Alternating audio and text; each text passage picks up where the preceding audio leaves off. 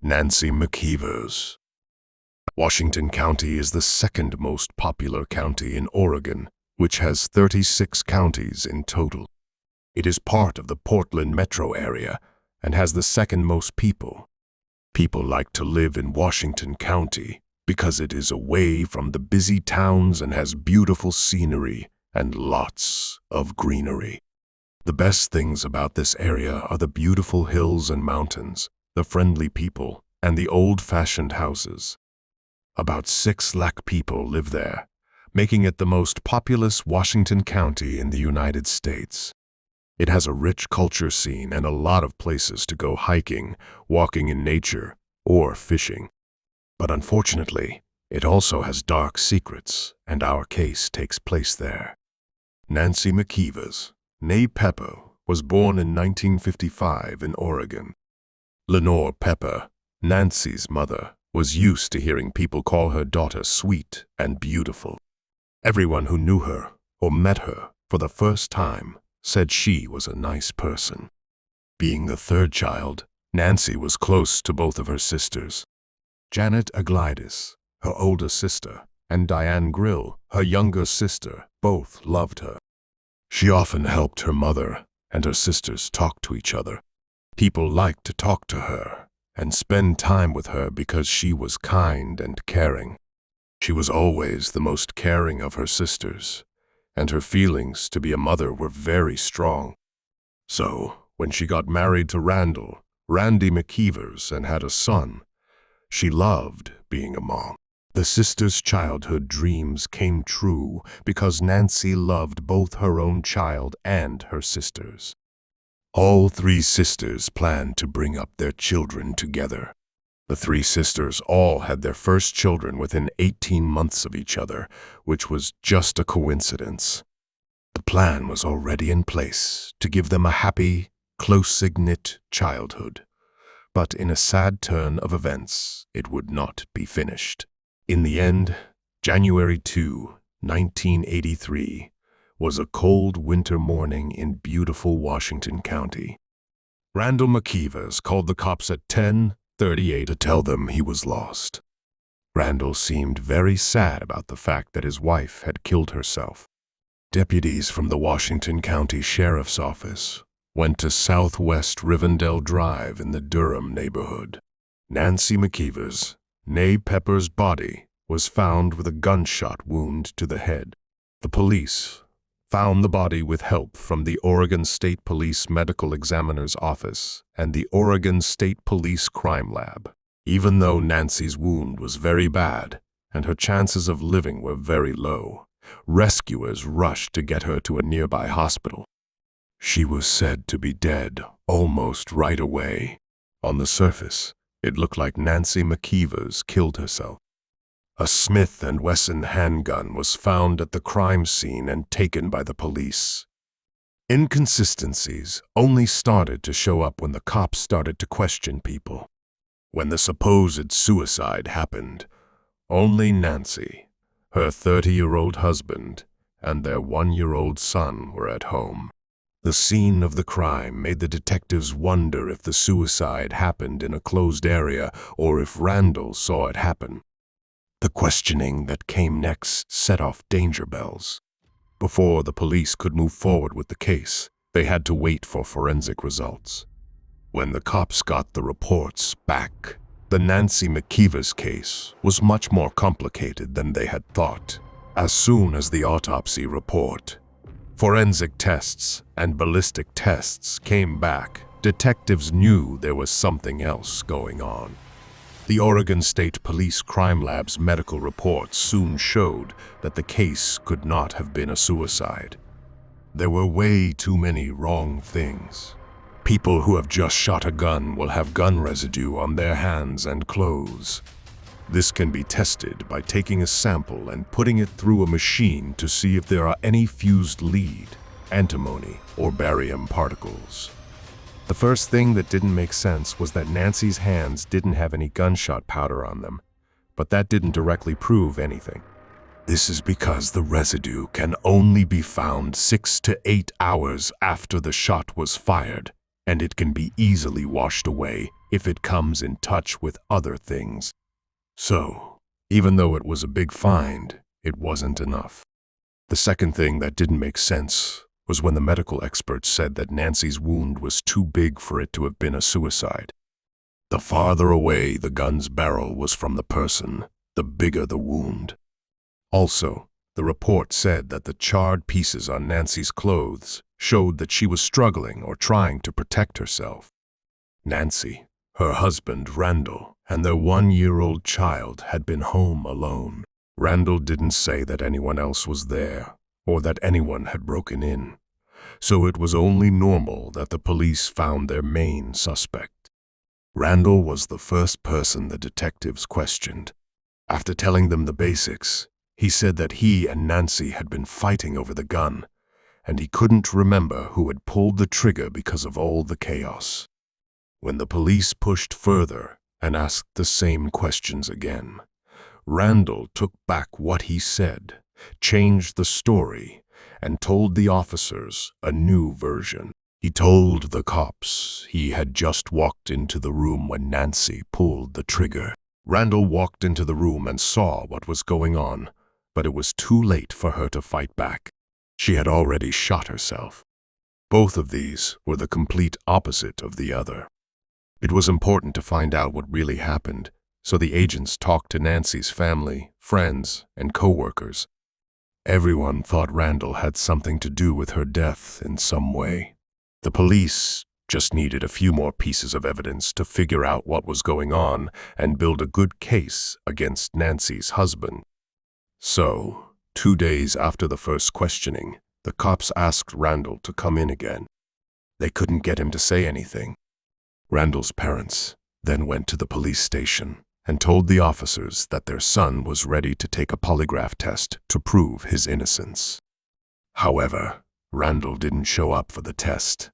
By April, he was no longer helping the cops at all. Without any new information or leads, the cops decided that Nancy McEvers' supposed suicide was a cold case. A week after Nancy's funeral, her family was told that the fears of foul play had not led anywhere and that there were no new leads in the case.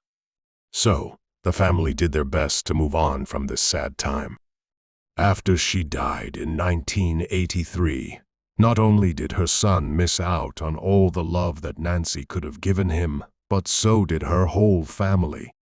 They were very upset by what they heard. Nancy was such an important part of their lives that when she died, they were never the same again. When Nancy's family heard she had died, they just couldn't believe it. Her family couldn't believe that Nancy shot herself while her son was still in the house. She would never have done something like this that would have put her so far away from her son. Nancy's mother, Lenore Pepper, didn't believe that Nancy had died. She thought Randall was up to something, but she couldn't say anything. She had already lost her daughter, and when the cops said there was no evidence of wrongdoing, Lenore Pepper let go of her suspicions and didn't press charges. Randall was in charge of bringing his son, who was a year old at the time.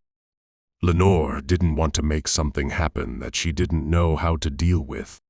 She had a lot of questions and doubts about Randall, but she didn't say anything to protect her grandson in case her doubts and questions were wrong. Everyone who knew Nancy thought that she couldn't have killed herself, not just her mother. But since the investigators hadn't given them any proof, their questions stayed doubts. Nancy's sister thought it was a terrible mistake that never should have happened. She died when she was only 28 years old. Her hopes, her dreams, and her whole life were gone in an instant. Since Nancy McEvers' case had been closed for so long, no one thought the police would look into it again in August 2022. The cold case investigations were led by the cops in the Violent Crimes Unit. When they looked at Nancy McEvers' case file, they knew that justice had to be done. No one even knew that Nancy hadn't killed herself. She had been killed in cold blood. Before going on, the police looked over the evidence they had already found. Detective Anil Sarek, who was part of the team that was looking into the case, said that it was not well looked into.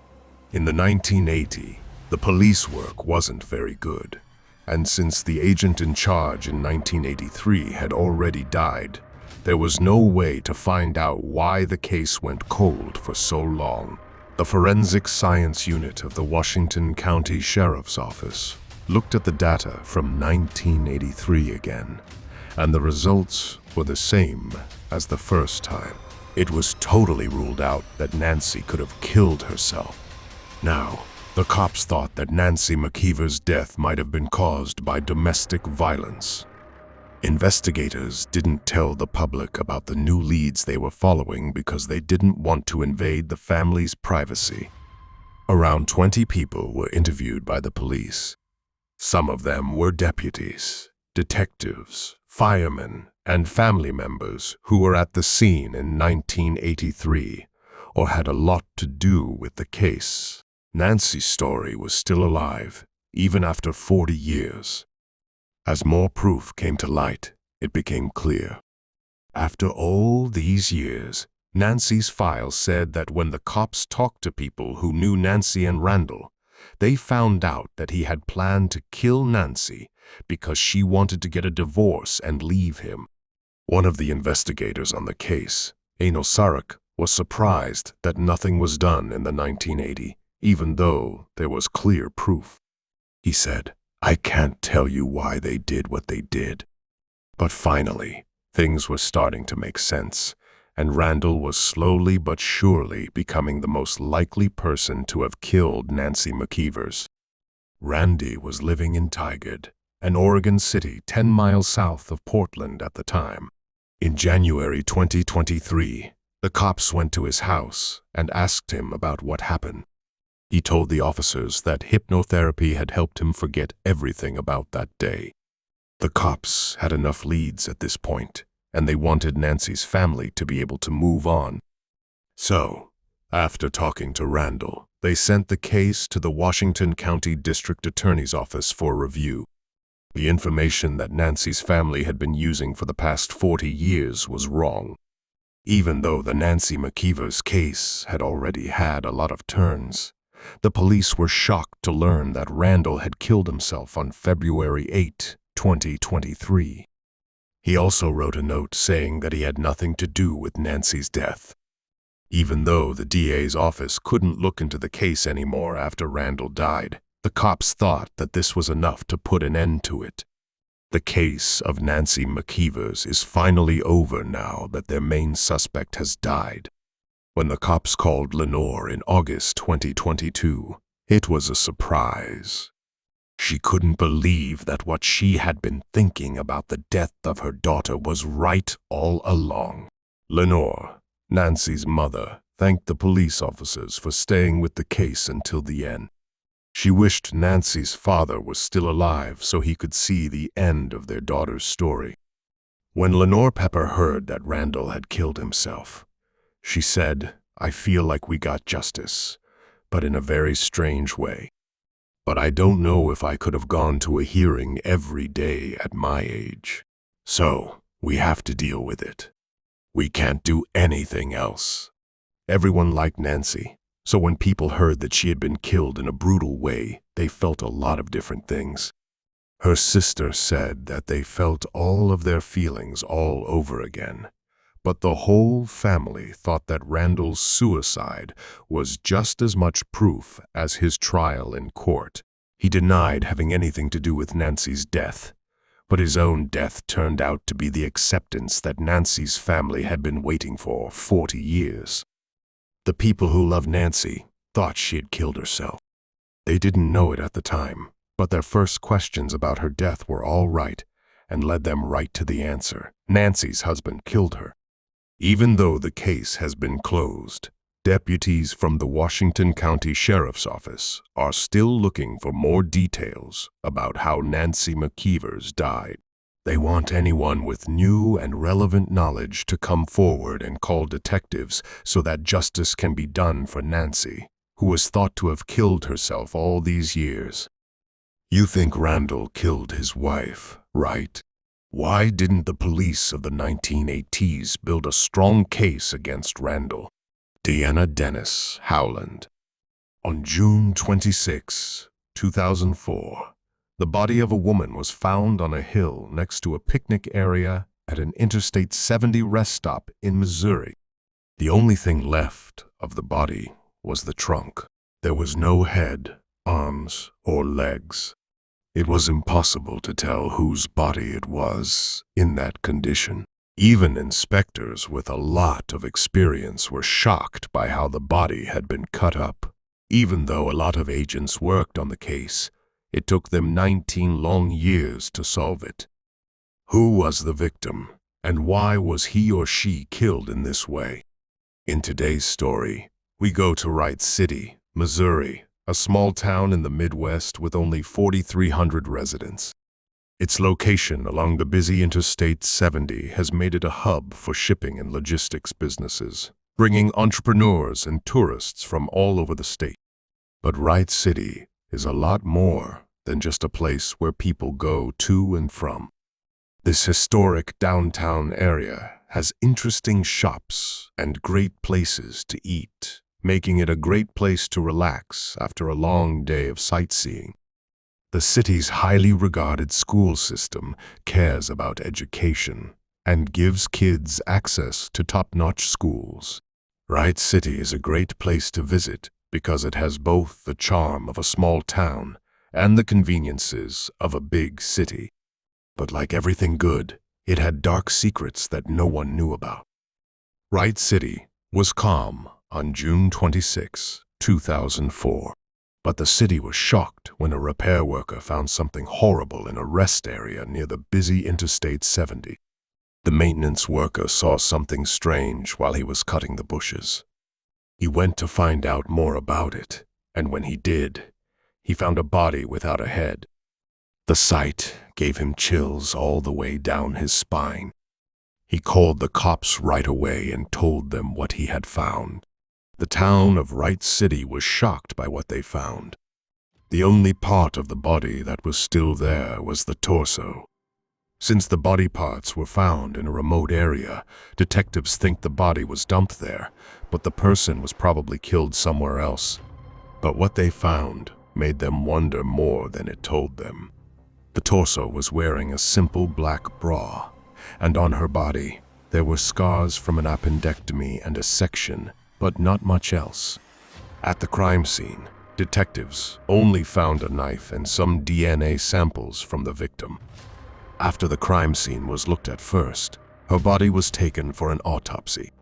But because the body had no arms, legs, or head, it was almost impossible to figure out who she was or how she got there.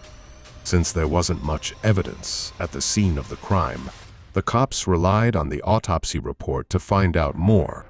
But, sadly, even the autopsy report couldn't say for sure what killed her. It was thought that the neck had been cruelly cut off, but it was hard to say for sure how she had died. At first, it was thought that she was a victim of organ trafficking, but when they checked her body, they found that none of her organs had been taken. This showed that the murder was not done to steal her organs. Investigators couldn't figure out what happened to her as they tried to put the pieces of the puzzle together. The discovery led to a big investigation, and many agents worked hard to find any clues that could help solve the case. This was the beginning of a long investigation that would keep cops guessing for years. As a first step, detectives talked to people who lived in the area and asked them to think back to anything strange that might have happened there around the time the remains were found.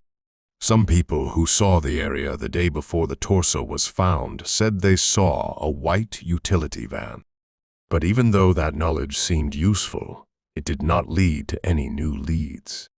Even after a thorough investigation, the cops had no leads on who might have done it. Since there wasn't much proof or possible suspects, the case went cold. The investigation began again in 2014 when Lieutenant Matt Schmutz of the Warren County Sheriff's Office took over the case. He began looking into lost people in the area who had the same traits as the victim. The next year, he started talking to police in Madison County, Illinois, about a similar case of a missing person. Then, in April 2006, a guy named Brian Barker, who might have been related to the woman, went to the Warren County Sheriff's Office. He thought that the body might be his sister's, so he gave his DNA for a test to find out. But the tests couldn't say for sure. Brian didn't give up looking for the person who killed his sister, even when it seemed like there was no hope. Even though his first try to show DNA evidence failed, he didn't give up. After trying for years without success to figure out who the dead body was that was found in a rural area of Missouri, a new clue was finally found. Ashley Kinnear, who was probably the woman's oldest daughter, was this star. Because of what Brian told the cops, Ashley was called. An expert suggested that the woman's family members, like her oldest daughter, Ashley Kinnear, and two other brothers, should give DNA samples. They decided to let the DNA be tested, which was a good thing because it helped solve the case. In 2016, a lab in Missouri found a match that helped figure out who the body was. Deanna Denis Howland, who also went by the names Deanna Frolic and Diana Kinnear, was the person who was killed. Records show that Deanna was married more than once and went by different names such as Deanna Barker, Deanna Kinnear, and Deanna Frolic. She was born in Belleville, Illinois, in the United States, and she had at least 2 children. Even though she had problems and hard times in life, Deanna Denis Howland was a person with plans and dreams. Her family loved her, and people who knew her missed her. Her murderer's tragic death is a lesson that everyone, no matter how hard things are for them, deserves justice and respect. Deanna had a hard life. She struggled with drugs and often moved from place to place. Many people knew that she went to places in Illinois like Granite City and East St. Louis, and that she was a prostitute who had trouble with taking illegal drugs. Even though she had problems, Deanna was a good mother to her kids. Ashley Kinnear, her daughter, thinks of her as a loving and devoted mom. Ashley worried about her mother's health when Deanna didn't show up to a school play in May 2004 like she said she would. After that, there was no more talk. Deanna's absence was not like her, and her daughter knew something was wrong when she didn't get a call from her mother on her birthday, which she always did. Ashley had been sad and confused about her mother's departure for all this time. She had tried to get in touch with everyone she could think of or knew, but she still didn't know where her mother was. She had no choice but to wait for her mother to come back. From this, it's clear that Deanna was a caring and loving mother who always tried to stay in touch with her kids, even though she had a lot of problems. In 2022, the case of Deanna Denis Howland was finally solved after years of searching and hard work by the police. A DNA report helped find the person who did it. The DNA they got from Deanna's body and the knife they found at the crime scene was what helped them finally solve the case. Investigators found his DNA on Deanna's body, which led them to the suspect, whose name has been made public. It took years of tests and analysis using forensic genetics to make the link, but in 2022, the evidence was clear and pointed to a man who was 63 years old. The man was named Mike Anthony Clardy, and he had lived in Maryland Heights, Missouri, for a long time. Mike Clardy and his wife were living a quiet life until January 10, 2023, when cops came to their Maryland Heights home and arrested Clardy. Clardy's life had been messed up before, too. In 2004, he was in an accident that left him legally blind. But this time, was because he was thought to be involved in this terrible crime. The suspect hid from the cops for 20 years, but they were finally able to find him. Even though she was accused of killing, Clardy had no criminal record and was not linked to any other killings, according to court records. But now, Clardy is being charged with second-degree murder for killing Deanna Howland. The next step was to find out everything about the terrible crime. Clardy, who had agreed to be arrested, was brought in to be questioned. As the police looked into the case more, they asked him about the facts of the murder and, more importantly, about the body parts that were found in 2023, almost 20 years after the murder. Mike Clardy, the man who killed Deanna Denis Howland, was finally charged with her murder. The prosecutor's office in St. Louis filed an accusation saying that Clardy admitted to killing Howland in June 2004 and putting her body parts in different places. Clardy is said to have told police that he killed Howland after an argument in his house, even though at first he denied being involved. He said that he had spread the body parts of the victim all over St. Louis and Warren counties. While the investigation is still going on, he is being held in Warren County on a $1 million bond. The major case squad of Greater St. Louis's announcement of the indictment was a big step forward in a joint investigation between several police departments. If Clardy is found guilty, he could spend up to 40 years in jail. Nearly 20 years after the heartbreaking news of Deanna Howland's tragic death, the truth is finally coming out. This means that justice may finally be done for her. The people who cared about Howland never gave up hope that the person who did the horrible thing would be brought to justice. After years of hard work, Clardy was finally caught. When the sheriff's office released information about the case, the mystery around Howland's death was lifted. When the community found out about the DNA proof and other gruesome details that had been hidden for years, they were shocked and couldn't believe it. Even though her friends and family will never see her again, they can take comfort in the fact that justice has finally been done. Kinnear Howland, Deanna Howland's daughter, thanked everyone who was interested in her mother's story at a news conference in St. Louis. She thanked the crowd for their support and for not letting up on her mother's case. It was an emotional moment. Kinnear said that she had always known that her mother had been hurt and that she would never have left her family without saying anything. She liked that people were interested in learning about her mother and how she would have affected their lives if she were still alive. Deanna was a kind, loyal woman who meant a lot to the people she cared about. Many people were moved by Kinnear's words, which reminded us all of how important it is to remember the lives of those who died and the people they left behind. The case of Deanna is a sad example of how violent crimes can hurt people, their families, and their towns. Clardy's arrest and confession may bring closure to those who were hurt by Howland's death, but it can never fully fix what was done. In the end, it is up to the legal system to make the person responsible for what they did. Jamin Robinson. Jamin Robinson was 22 years old when he died in a hit-and-run accident. For the past 13 years, his family, friends, and the police who were looking into the case have been haunted by his ghost.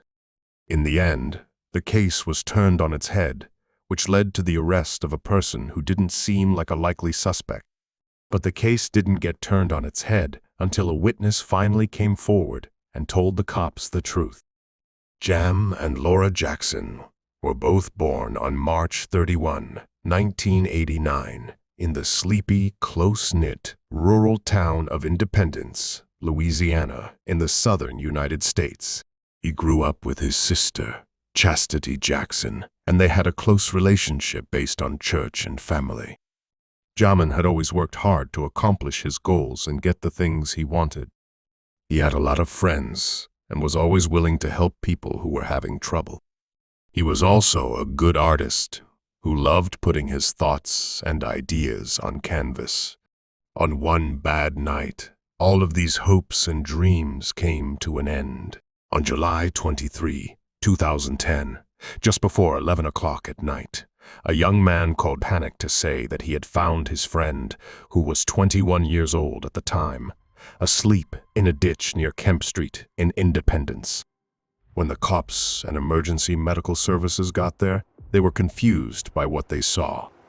Even though the young man was lying in the ditch, there was no blood at the scene and no obvious cuts on his body. This showed that he had been seriously hurt. Before taking him to the Lallykamp Regional Medical Center, the emergency medical workers worked quickly to calm him down. After he was taken to the hospital, doctors found that his head had been hurt in more than one way. He was taken to the St. Tammany Medical Center right away after the crash to have surgery. In the meantime, detectives got in touch with Jamin's family to let them know what was going on and explain what had happened. Doctors were doing an emergency operation while Jamin's family rushed to be with him. Even though the doctors were able to stop Jamin from bleeding too much inside, his situation was still very bad. He was taken to the New Orleans University Hospital to keep getting better, but his family was told the truth about how bad his situation was getting and told to get ready for the worst. Unfortunately, he died on July 25, 2010. At the time he died, his family was all around him. After finding out about his sudden death, the medical examiner set up an autopsy for the next day. The medical examiner decided that he had died from head injuries that were closed from the inside. This was consistent with being hit by a car going at a slow speed. After the medical examiner's report, police started a murder investigation and started talking to witnesses about a possible hit-and-run accident in the area. At the same time that Jamin's family was saying goodbye to him in the Holy Garden Cemetery, agents were not ready to give up so easily. Because it was a small town, the detectives thought that people would tell them what they knew. The study, however, turned out to be a hard fight to finish. Jamin's close friend, Montre Page, who is 17 years old, was the first person the cops talked to when they heard that Jamin had been found in the ditch. Montre was at first a person of interest in the case because he was the first person to arrive at the scene. The cops thought that, after he had time to get over his shock, he would be able to tell them more about what had happened earlier that night. He told the police that he was walking back to his own house on Kemp Street when he saw someone lying in the ditch. No one knows where the event took place. After looking at it more closely, he saw that it was written in Jamin. Montre didn't pay any attention to the other cars that were close to where the accident happened.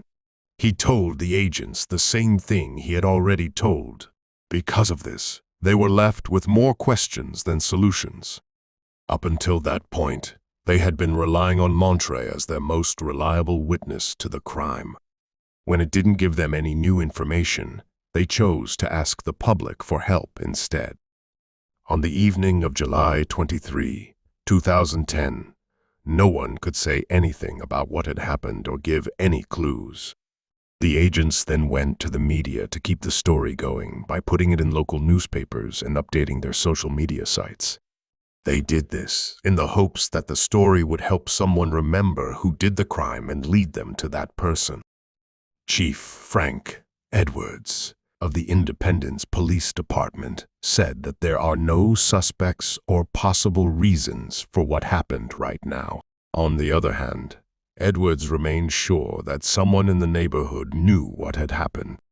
I'm still holding out hope that someone will do the right thing because of the media attention and find a way to help the Robinson family. He said that all it takes is one phone call. Even that didn't work out in the end, so the officials had to start all over again. Even though the investigation was over, Jamin's family's pain stayed with them in their hearts and thoughts for a long time.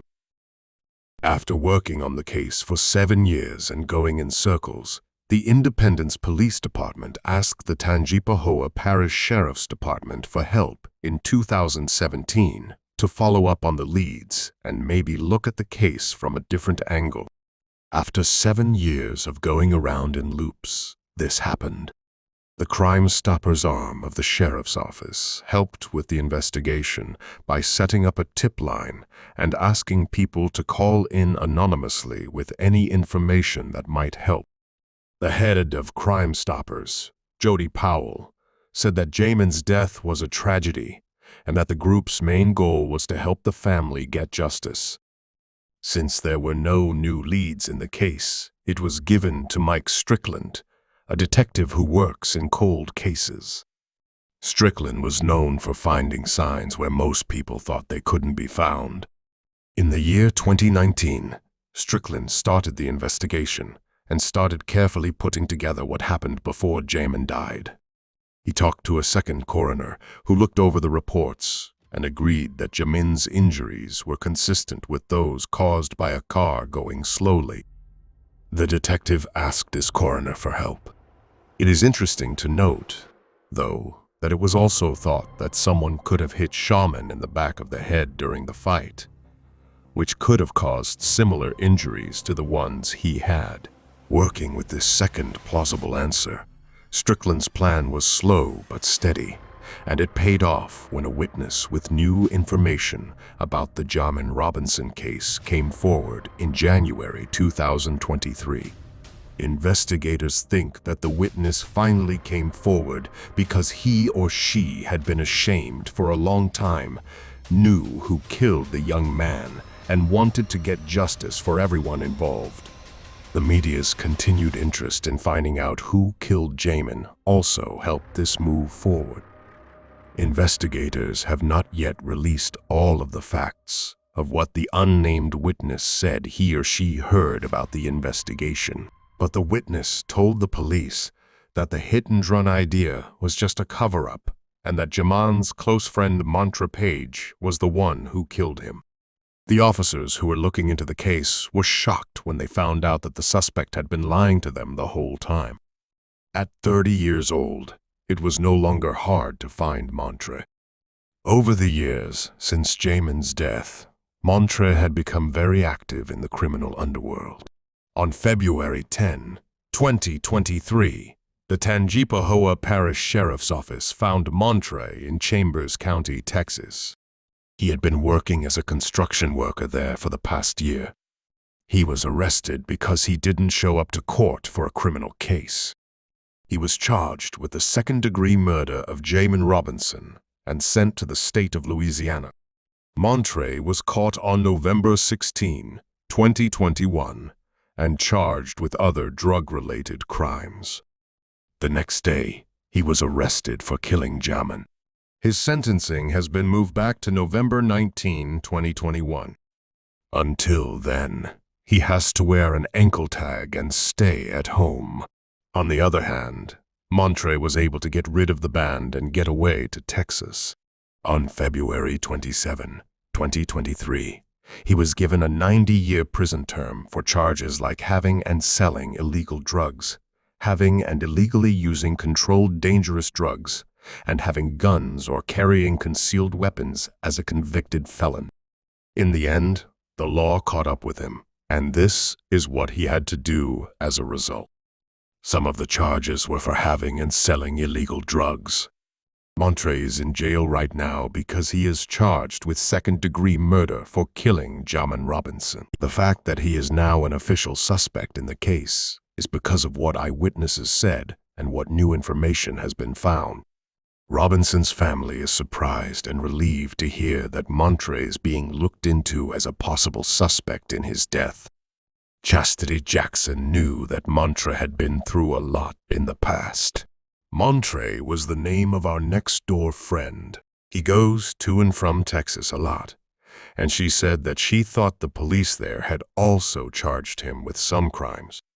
Jamin, who worked in maintenance, was taken from his family on June 28, 2004, and they are still waiting for the trial that will show the truth about that terrible night when Jamin was taken. Keysha Brown.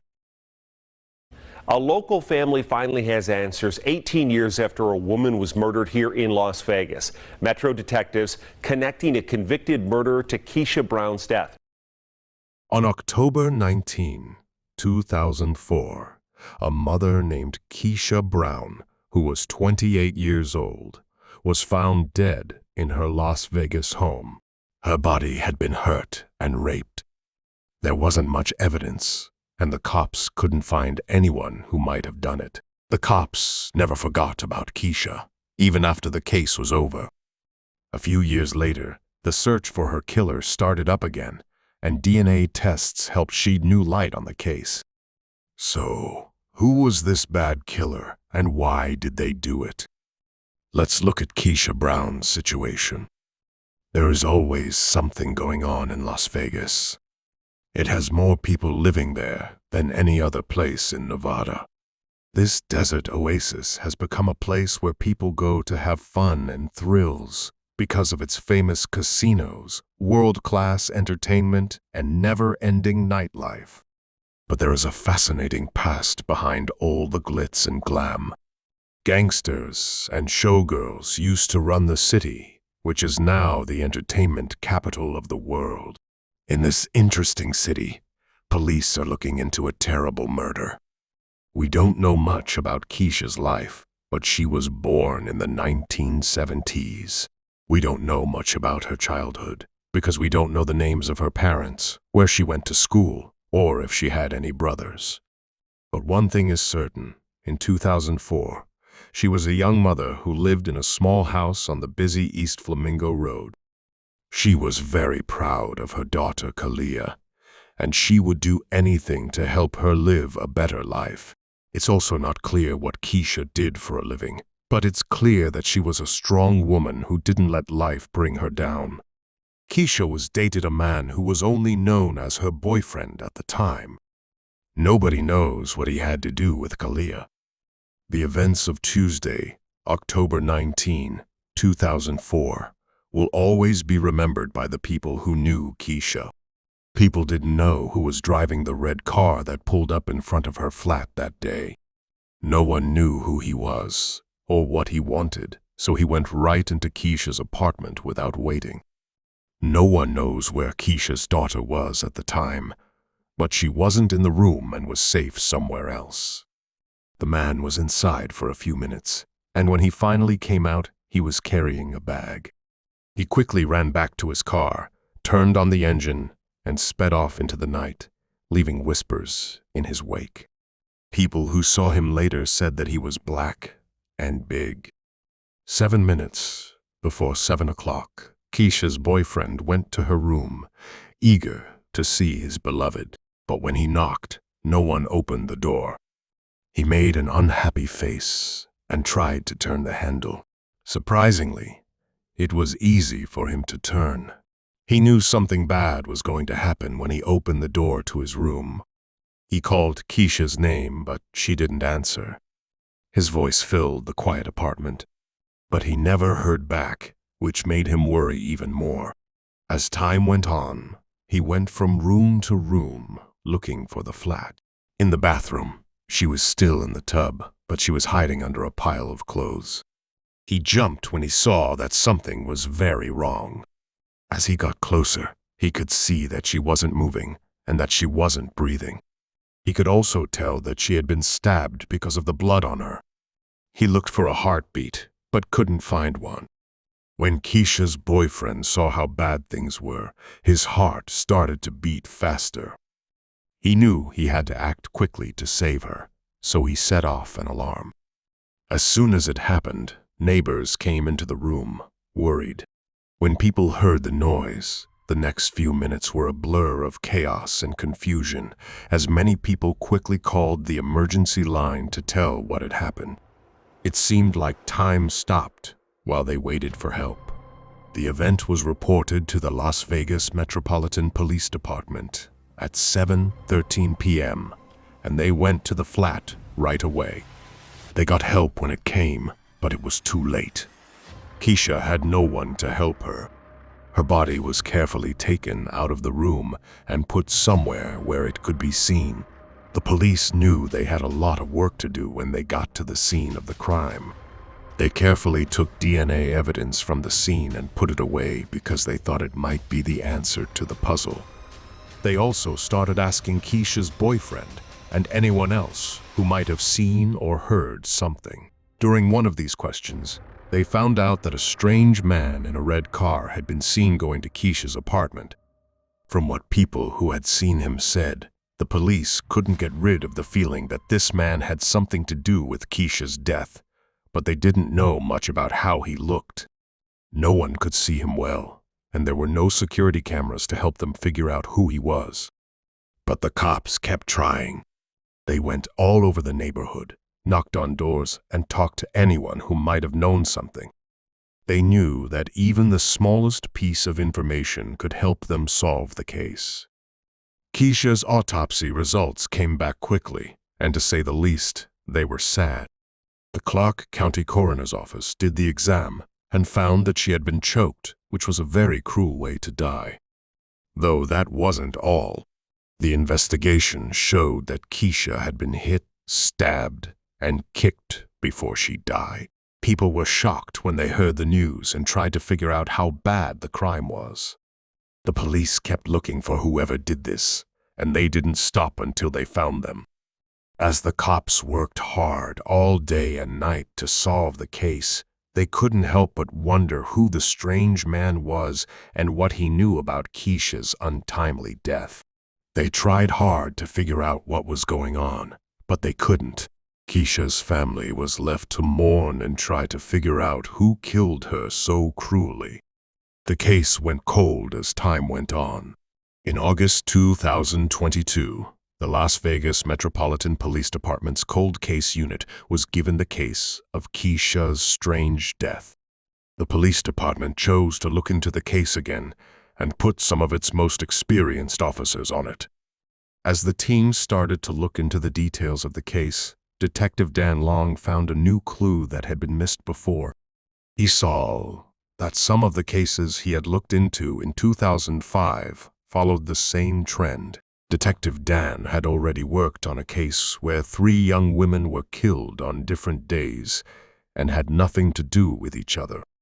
The same thing happened to all 3 women, and their bodies were left in the same place. Norman Flowers did all 3 crimes, and he will spend the rest of his life in prison for each one. Norman did bad things and got hurt when he was a thief. During the first few months of 2005, he often broke into people's homes and struck them violently. He used to date a woman whose 18-year-old daughter was Sheila Quarles. She was the first person he killed that was known to have happened. Norman had been in jail for 10 years and had been released twice. Sheila was killed about 20 days after he got out of jail for the last time. He broke into Sheila's apartment on March 24, 2005, and beat her up badly in the bathroom. He punched her hard and then strangled her to death. Even worse, he left her face up in the hot tub with her body. After taking her phone, bank card, and jewelry, he ran away. In the weeks that followed, Norman turned into a helpful ex-boyfriend. He even told Deborah that since she was so sad, she should see a doctor. She didn't know that the monster who killed her daughter was right in front of her. More than a month after the first attack, on May 4, 2005, Norman did it again.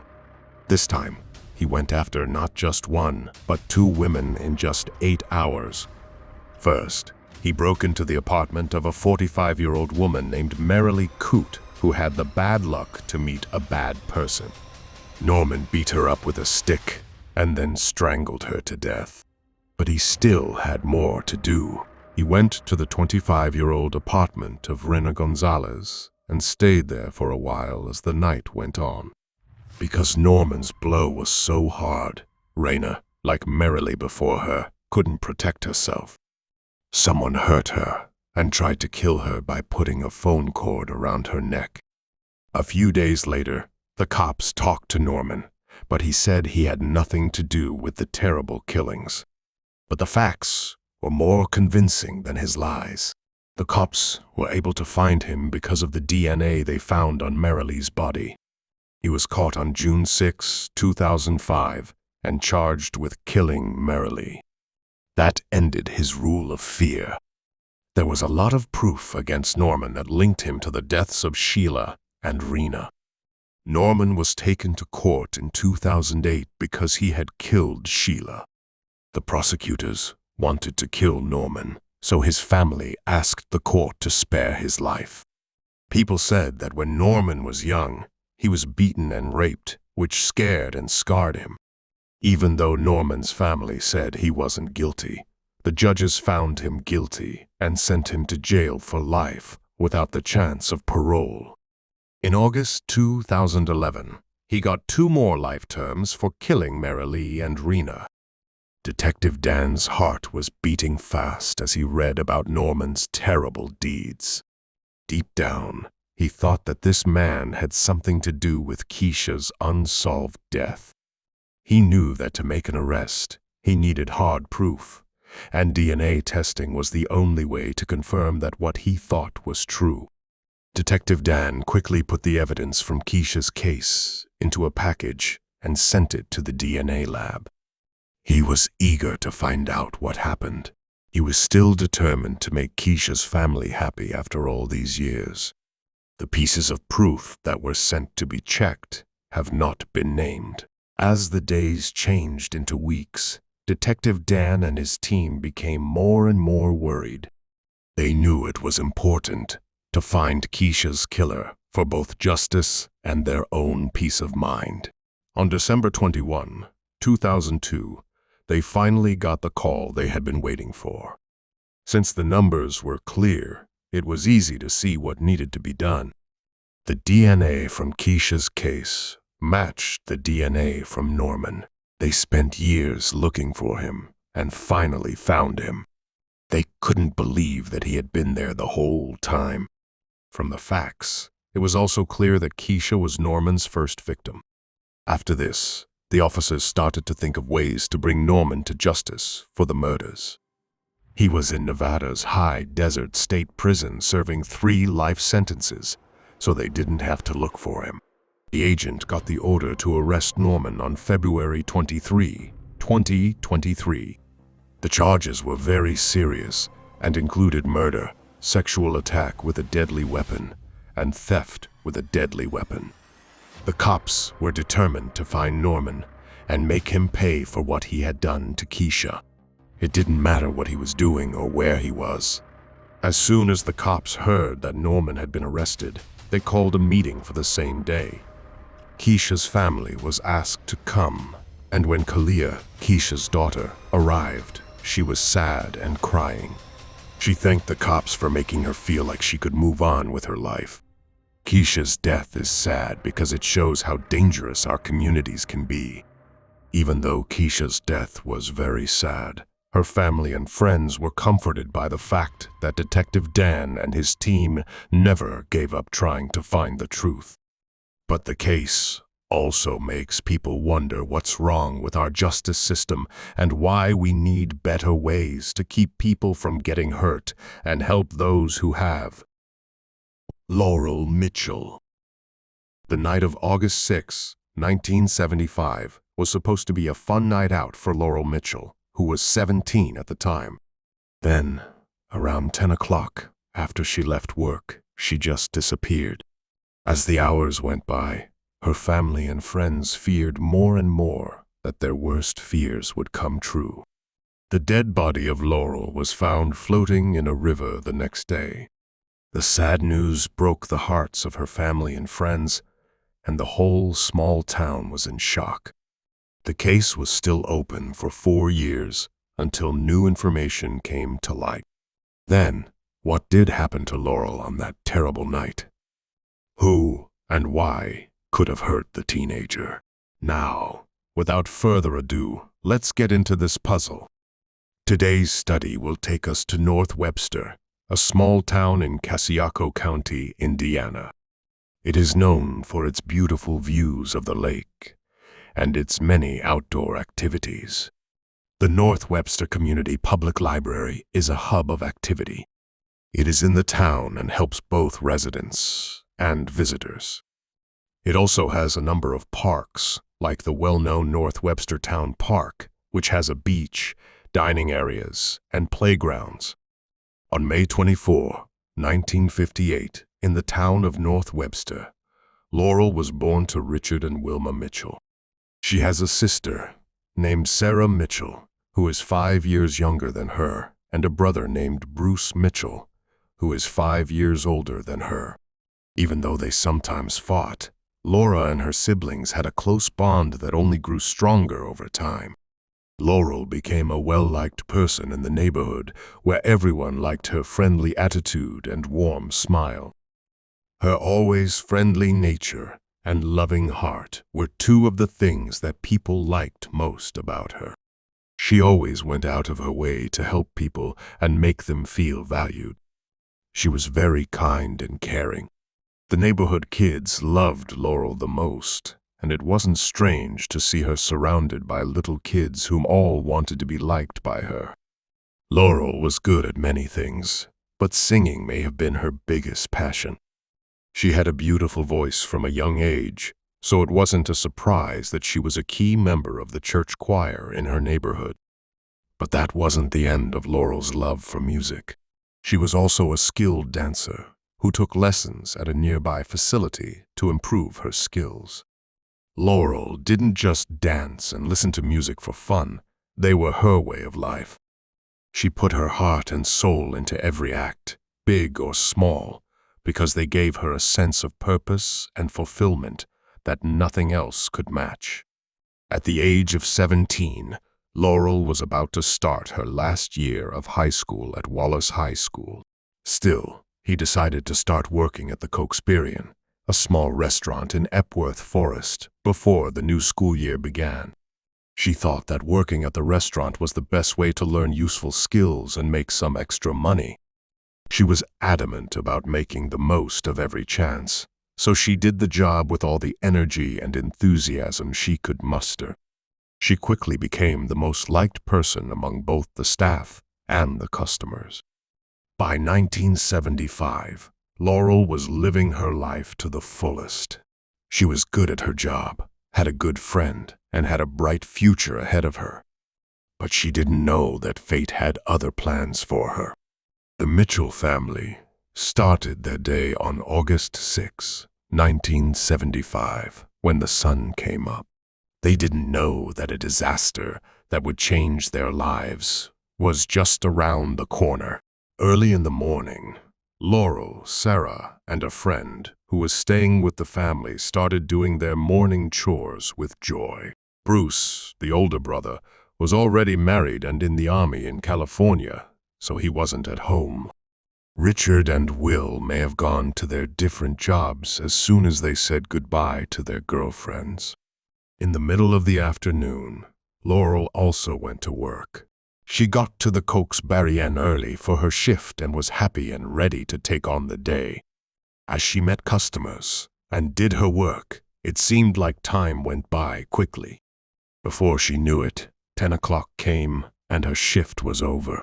She had planned to meet up with some of her friends earlier that day at Adventureland, a popular entertainment park about a half-mile from where she worked. Because of this, she politely turned down a coworker's offer to drive her home after work. Laurel said goodbye and left the busy inn at 10. During the cold, quiet night, all you could hear was crickets singing in the background. She was excited to go to Adventureland with her friends because she was looking forward to a fun night out. As she left the inn, she disappeared into the night and was never seen alive again. During all of this, Laurel's folks thought she was out having fun with her friends and didn't know anything was wrong. But because she didn't show up after work, her friends thought she had gone home. They also changed their thoughts and didn't go to the theme park. Instead, they went to the county fair in Warsaw. Laurel's friend went back to live with Richard and Wilma at about midnight. She was part of the group Laurel was supposed to meet. When the friend found out that Laurel hadn't come home, she was shocked and quickly became worried. The friend then told Laurel's parents about the evening, including how she didn't show up for the planned event.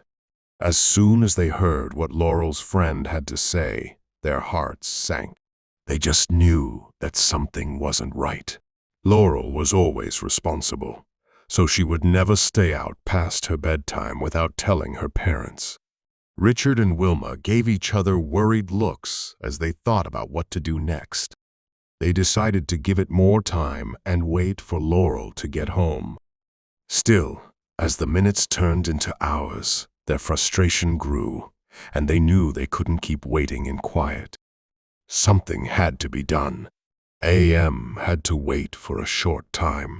They went to the cops and told them that Laurel had gone missing. After getting their contact information, the dispatcher told them that a team would go to their house to find out more. As soon as the sun came up and night turned into day, word quickly spread through the area that Laurel had gone missing. Neighbors and friends got together out of concern to look for her along the road and in the woods nearby. Sarah, Laurel's younger sister, woke up at home and was heartbroken to find that Laurel wasn't there. The next morning, she was supposed to go to softball practice, but she wasn't in the mood. She went home with a sad feeling, but her folks made her go. Glenn Dixon and his son Hager went fishing on the Elkhart River at 10:30 a.m. on the same day. They wanted to get some fish. The river was about 15 miles from where Laurel worked. As the fisherman and his son were getting ready to throw their lines, they saw a fully dressed body floating in the water. When they got closer, they saw that it was a dead person that had probably been floating there for a while. It was a horrible thing to find, and a horrible way to start the day. When the fisherman and his son found the body, they called the police right away. The once quiet riverbank was soon full of officers. Everyone was interested in who the victim was and what happened to him or her. After what seemed like an eternity, the police found Laurel, the young teen whose worried parents had reported her missing hours earlier. As soon as the body was found, a group of police cars went to Laurel's parents' house. Richard and Wilma were worried about where their girls were, but they weren't ready for what they heard. As the cops told them what had happened, Richard cried. Wilma was also in a bad mood. When Sarah got home from softball practice, she felt nervous. She was confused to see several police cars in the garage. When she went inside, she saw that her parents were crying and seemed nervous. Their looks brought her down. Her father told her in a weak voice that her beloved sister Laurel had died. Sarah's life was never the same again. The report was made public after Laurel's body was found. She drowned, but all she got were bruises on her hands and shoulder. She was also abused in a sexual way. The whole town was shocked and couldn't figure out who could have done something so terrible. The police started looking into Laurel's death right away. Detectives talked to witnesses to find answers to a number of questions. Frank Overmeyer told what he had found. He heard a car trunk close the night Laurel went missing. He thought it might be an old phone. It would take detectives years to figure out what the witness said. After Laurel died, detectives took her clothes and other things and put them in storage. They had a silver necklace, one earring, shoes, underwear, a hoodie, and blue pants that were both unzipped and unbuttoned. At the time, technology made it hard for the outfit to do its job. But soon, investigative technology would bring the case back to life. A lot of well-wishers, friends, and family members came to Laurel's funeral, which was held at a big church in the center of town. Sarah said that she couldn't remember the lecture. She remembered that her dad and brother held her hands tight. After Laurel's funeral, state and local police worked all night and day to find out who did it. They looked at the facts and talked to more people, but nothing helped. No one knew what happened to Laurel, so her family didn't know how she died. Over weeks, months, and years, the story fell out of the news. Laurel's family and friends still grieved. In 2007, Laurel's case was looked into by Captain Kevin Smith of the Indiana State Police. He was determined to find the answers Laurel's family had been looking for so long. Even though he was under a lot of stress, Captain Smith was determined to help Laurel's family find peace. Even though he worked hard, he didn't find any new leads or proof for years, which made him and his friends unhappy and give up. The case seemed impossible to solve, and hope faded.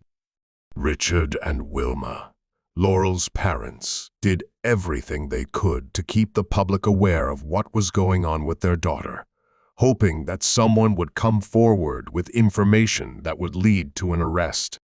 But the health of the couple got worse. They died 4 months apart in 2012, which was sad, and Laurel never got justice.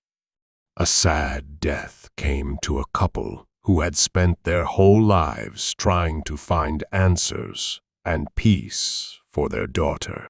After they died, the police looked into Laurel's case. Detectives were surprised by the lead in 2013. Renee Sexton gave important details. At age 16, she went to a John Leafman party in 1975.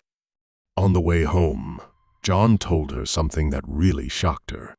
He and Fred Bandy both said that they killed the man, but he didn't give any information about what they had done wrong.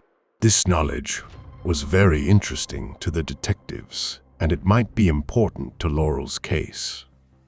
A year after Renee Sexton, in 2014, police got a tip from a man named Bill McDonald. Bill was a junior in high school in 1975. He said he met Fred at a party soon after Laurel died. During their conversation, Fred said that he had done something bad near Laurel's body. Detectives started looking into Fred and Leafman as possible suspects after this good sign. They looked into Leafman's past, but they didn't find anything. Fred, however, did not. He had been in trouble before. In 2001, he said that he had abused people and helped them get into trouble. The agents were not sure if this was the start of something or not. If Fred had something to do with the murder, they had to dig deeper. In 2019, Captain Smith looked at Laurel's clothes and things. He hoped that, in the end, they could use cutting-edge technology and methods to figure out what these pieces of evidence meant. He sent Laurel's clothes to the state laboratory so that they could test them for DNA.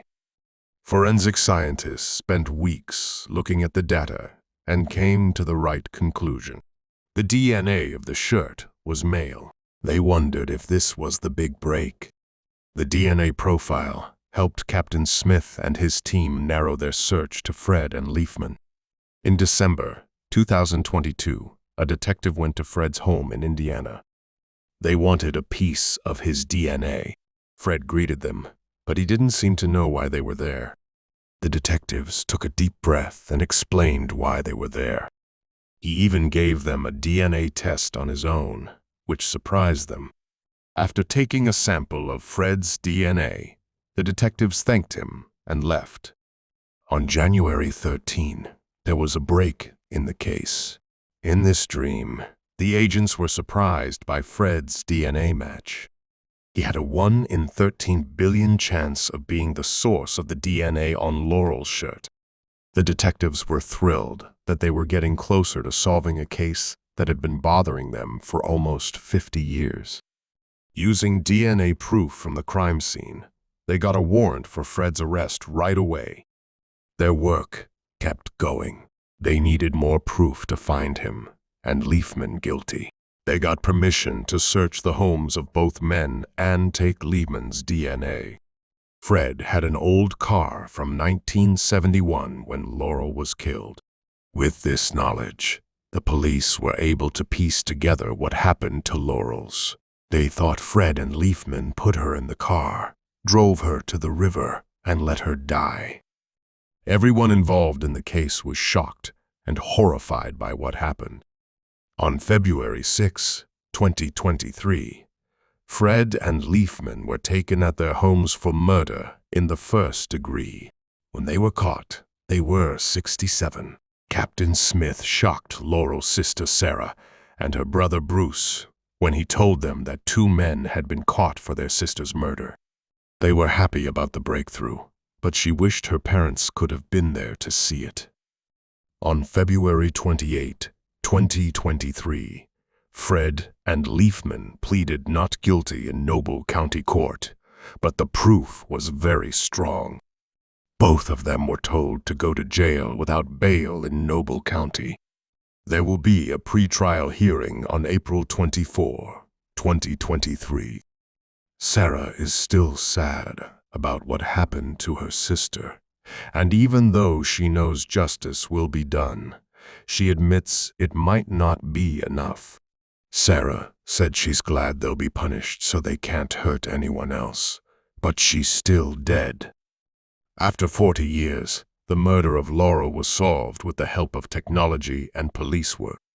Her family and friends will remember her and help us remember how important it is to get justice for crime victims. From what we know, why do you think Fred and Leafman killed Laurel? Opelika is the county seat of Lee County in the east-central part of the U.S. state of Alabama. In 2012, a scary find was made in this town of more than 30,000 people. On January 28, 2012, the Opelika, Alabama, cops were called to the Brookhaven Trailer Park because some bones were found there. Tragically, a head was found in a yard, and the bones were found in a wooded area behind a trailer and the lot next to it. The pink shirt and wavy hair of a child were also found with the bones. The FBI laboratory in Quantico did a medical test on the remains and found that they belonged to a young African-American girl who was probably between the ages of 4 and 7. The community called her Opelika Baby Jane Doe. The exam on her body showed that she had more than 15 broken bones in her head, arms, legs, shoulders, and ribs, all of which were caused by a blow to the body. She might have been underweight, and a broken bone in her left eye made it so she couldn't see out of it. The medical examiner also said that she had been killed and that it was likely that she died between 2010 and 2011. The detectives looked at more than 15,000 case files, which showed that they were carefully looking at every piece of evidence connected to the case. These included past reports of missing children, investigations of crime scenes, comments from witnesses, and other information that was important. The agents had looked into tens of thousands of leads and gone through case files. They had been busy gathering information from a variety of sources, such as tips from the public, surveillance footage, and interviews with possible witnesses or suspects to help with their investigation. The detectives worked for a non-profit group called the National Center for Lost and Exploited Children. This group helped law enforcement with cases involving lost or exploited children. They also worked with many other groups, such as local and federal law enforcement, investigative experts, and social service providers. On June 14, 2012, the officials showed the public a three-dimensional model of what the girl might have looked like based on how her bones were put together. In March 2018, 6 years after baby Jane Doe went missing, police were still asking the public for any help they could give to find her. It was decided to give a reward of up to $5,000 to anyone who could give information that led to an arrest or solve the case. One day later, the reward went up to $10,000 after a kind local person decided to match the reward. In March 2018, detectives said that they had been working on the case every day to try to put an end to it. Chief of Police in Opelika, John McEvers, said that it took a lot of work from a lot of different law enforcement departments. Isotope tests in the case showed that the girl was from the southeastern part of the country. Sergeant Alfred White of the Opelika Police Department said that they had talked to the pediatric clinic and hospitals to try to get birth records and anything else that could help identify the kid. He also said that they needed to find out who she was, make sure she was buried properly, and solve the case. In October 2022, detectives finally found out who baby Jane Doe's father was, thanks to DNA genealogy. This was very exciting news. Lamar Vickerstaff was found to be the father of baby Jane Doe. He was born in the city of Opelika and grew up there as well. He finally chose to join the U.S. Navy, which gave him the chance to serve in places like Norfolk, Virginia, Honolulu, Hawaii, and Jacksonville, Florida, which is near the water. Lamar Vickerstaff could be found by the cops, but when they went to the home of the Vickerstaffs in Jacksonville, Florida, they found something shocking. Lamar wouldn't say anything about the baby, so detectives had to work hard to find answers. Lamar's wife, Ruth Vickerstaff, also said she didn't know the child or her mother, which made the case even more confusing. In December of 2022, a new clue was found in a case that had been so mysterious for so long. Investigators had been trying hard to figure out who the girl's real mother was, and they finally had some clues. After getting rid of some of the possible matches, they found that the girl's real mother was a woman named Sherry Wiggins. Sherry Wiggins said that she did have the baby in January 2006 and that she named her Amor Jovia Wiggins. This piece of information was like a bright spot on a long, dark road that detectives had been traveling. They finally knew where to go next. Though, there was more to the story. Sherry Wiggins met Lamar Vickerstaff, who was 35 and in the Navy when she was 19 years old. Lamar was in the Navy at the time. After she found out she was pregnant, they moved in together. Vickerstaff's family didn't like that they weren't married, but that didn't stop Sherry from trying to make the relationship work.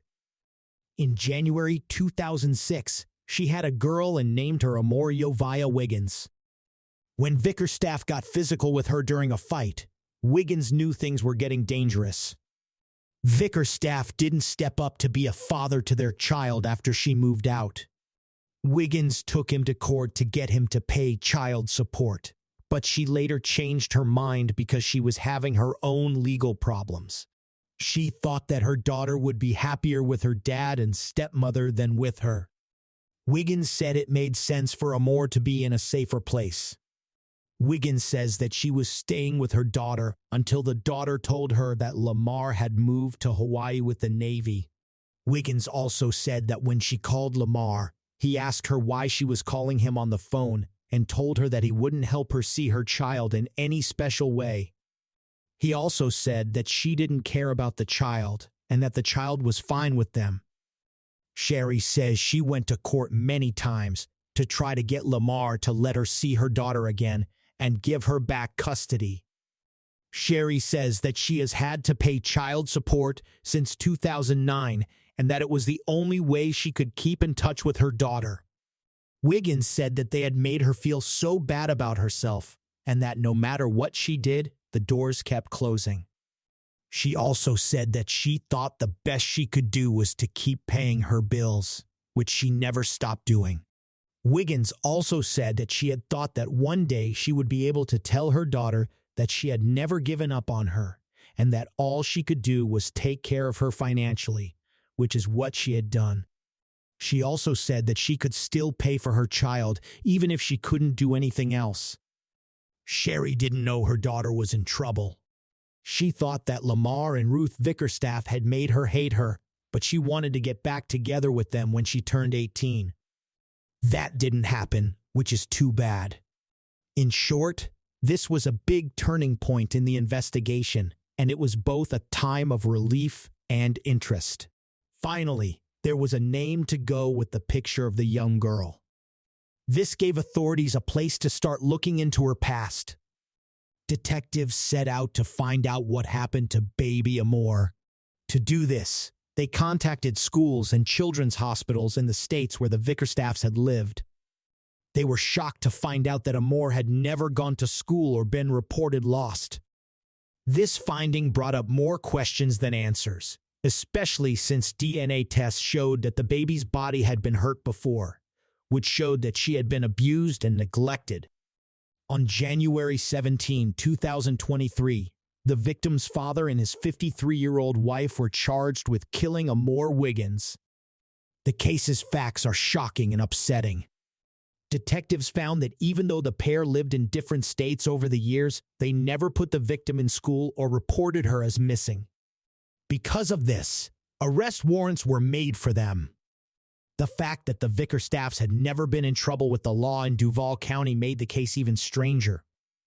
During a news conference, Opelika Police Chief Shane Healy couldn't hold back his tears as he thanked everyone who worked hard to solve this tragic case. The case was then sent to the Lee County District Attorney's Office, where prosecutors decided there was enough proof to charge Mr. and Mrs. Vickerstaff in Amor's death. The couple was arrested because they didn't report their lost child, and they were sent to Alabama. The country is in shock after hearing this terrible news, and justice must be done for baby Amore. After they went back to court, they were told to stay in jail without bond. After they refused to be extradited, the Florida jail gave the police 10 days to pick them up. After being taken into custody, the couple went to court for their first hearing. Ruth Vickerstaff was given a $10,000 bond and told to stay in Alabama until March 22, 2023. In the meantime, she hired Zach Alsabrook, a lawyer who said that Ruth was honest and fully cooperative with the cops during her more than 2-hour interview. Ruth's family came to support her, but they didn't say much and wouldn't talk to the WRBL reporters. Lamar Vickerstaff, on the other hand, went before the same judge and was refused bond. On January 30, 2023, at 3:30 p.m., he had a meeting to talk about the bond, and the court gave him a lawyer to defend himself. Vickerstaff also went missing after being charged, and he had ties both inside and outside of the United States. While Vickerstaff shook his head in disbelief, Judge Tickle decided to refuse him bail at that time. In conclusion, it's important to remember that this case is still being looked into, and the detective section of the Opelika Police Department wants anyone who knows anything about it to come forward and help. It is important to remember that Lamar and Ruth are innocent until they are found guilty in a court of law.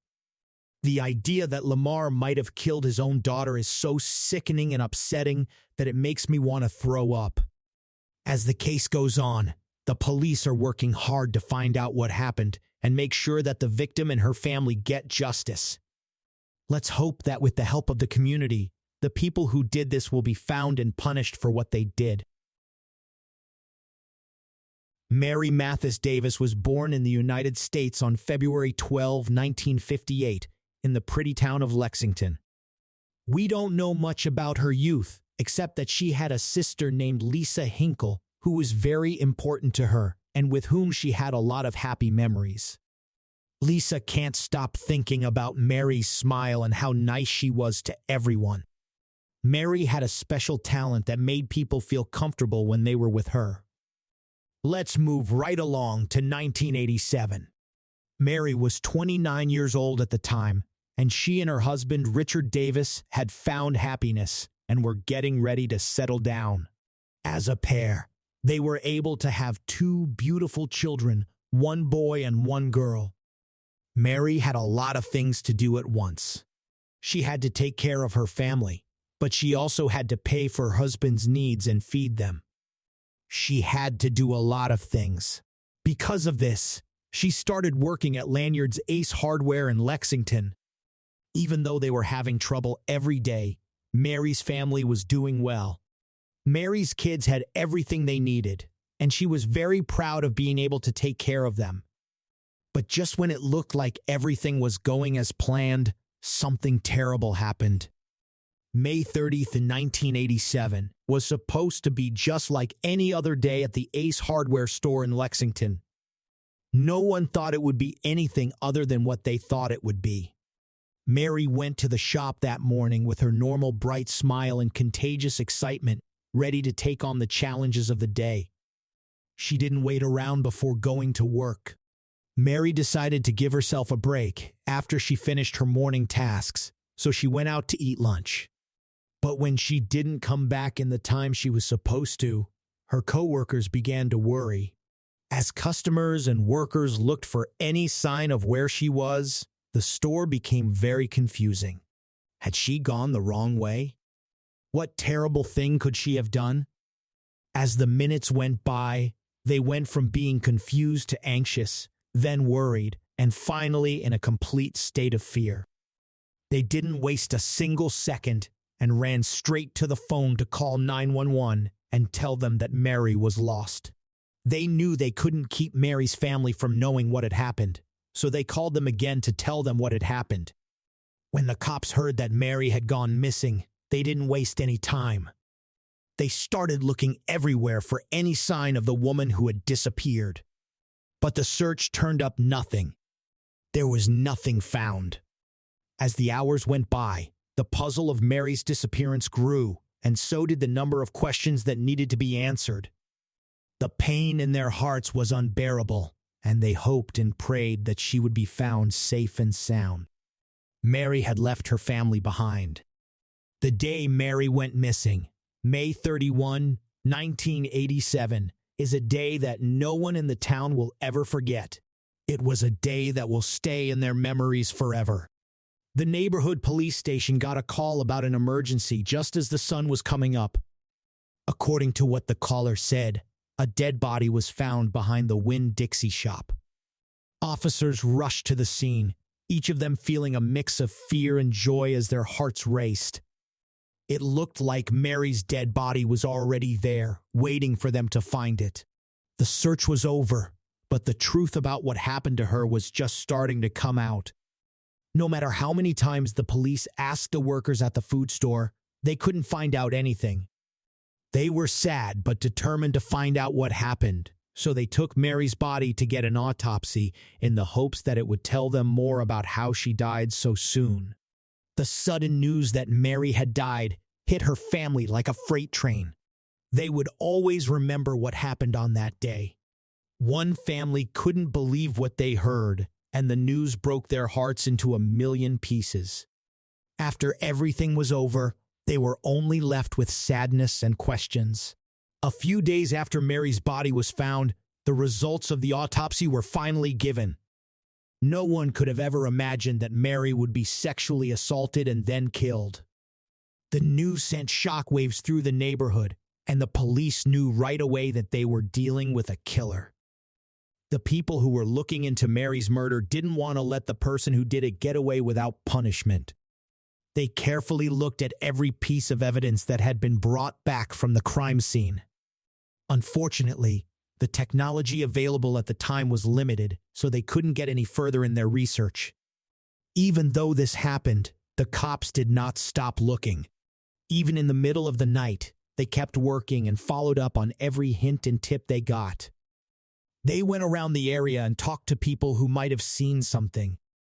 On the other hand, as the days went into weeks and the weeks into months, the pace of the investigation started to slow down.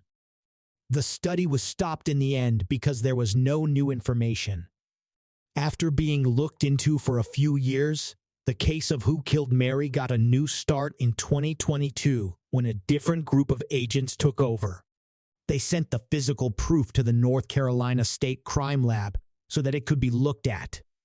They were told that it might help. The State Bureau of Probe hired Othram, a private lab in Texas that specializes in forensic genealogy.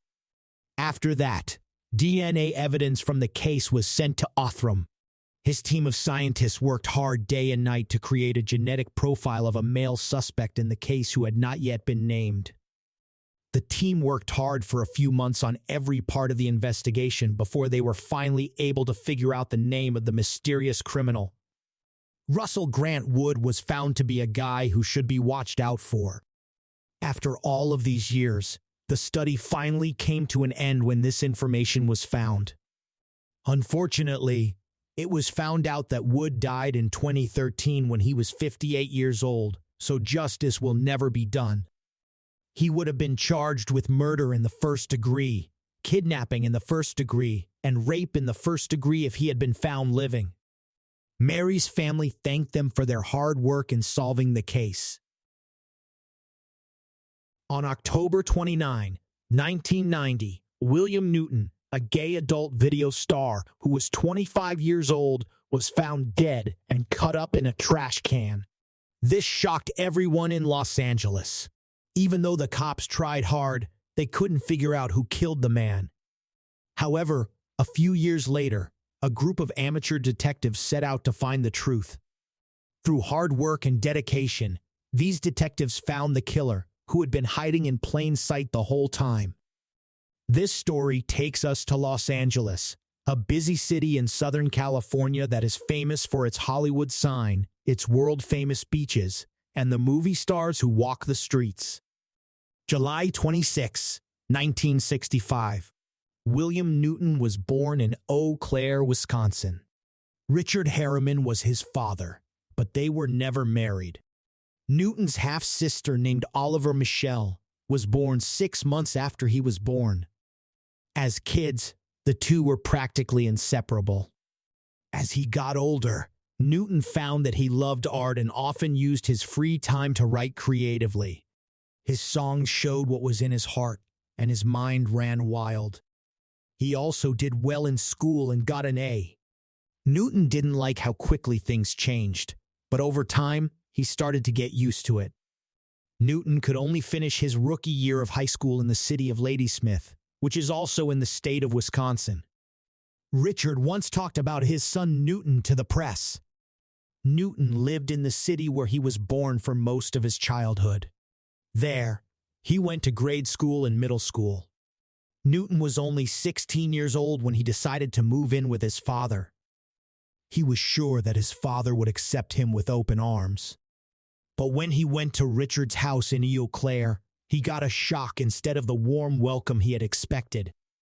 Newton soon got tired of moving from place to place, which seemed to go on forever. Newton and David met when David was in the area as a judge for a beauty contest for a gay magazine. This was the start of a new journey that Newton didn't expect.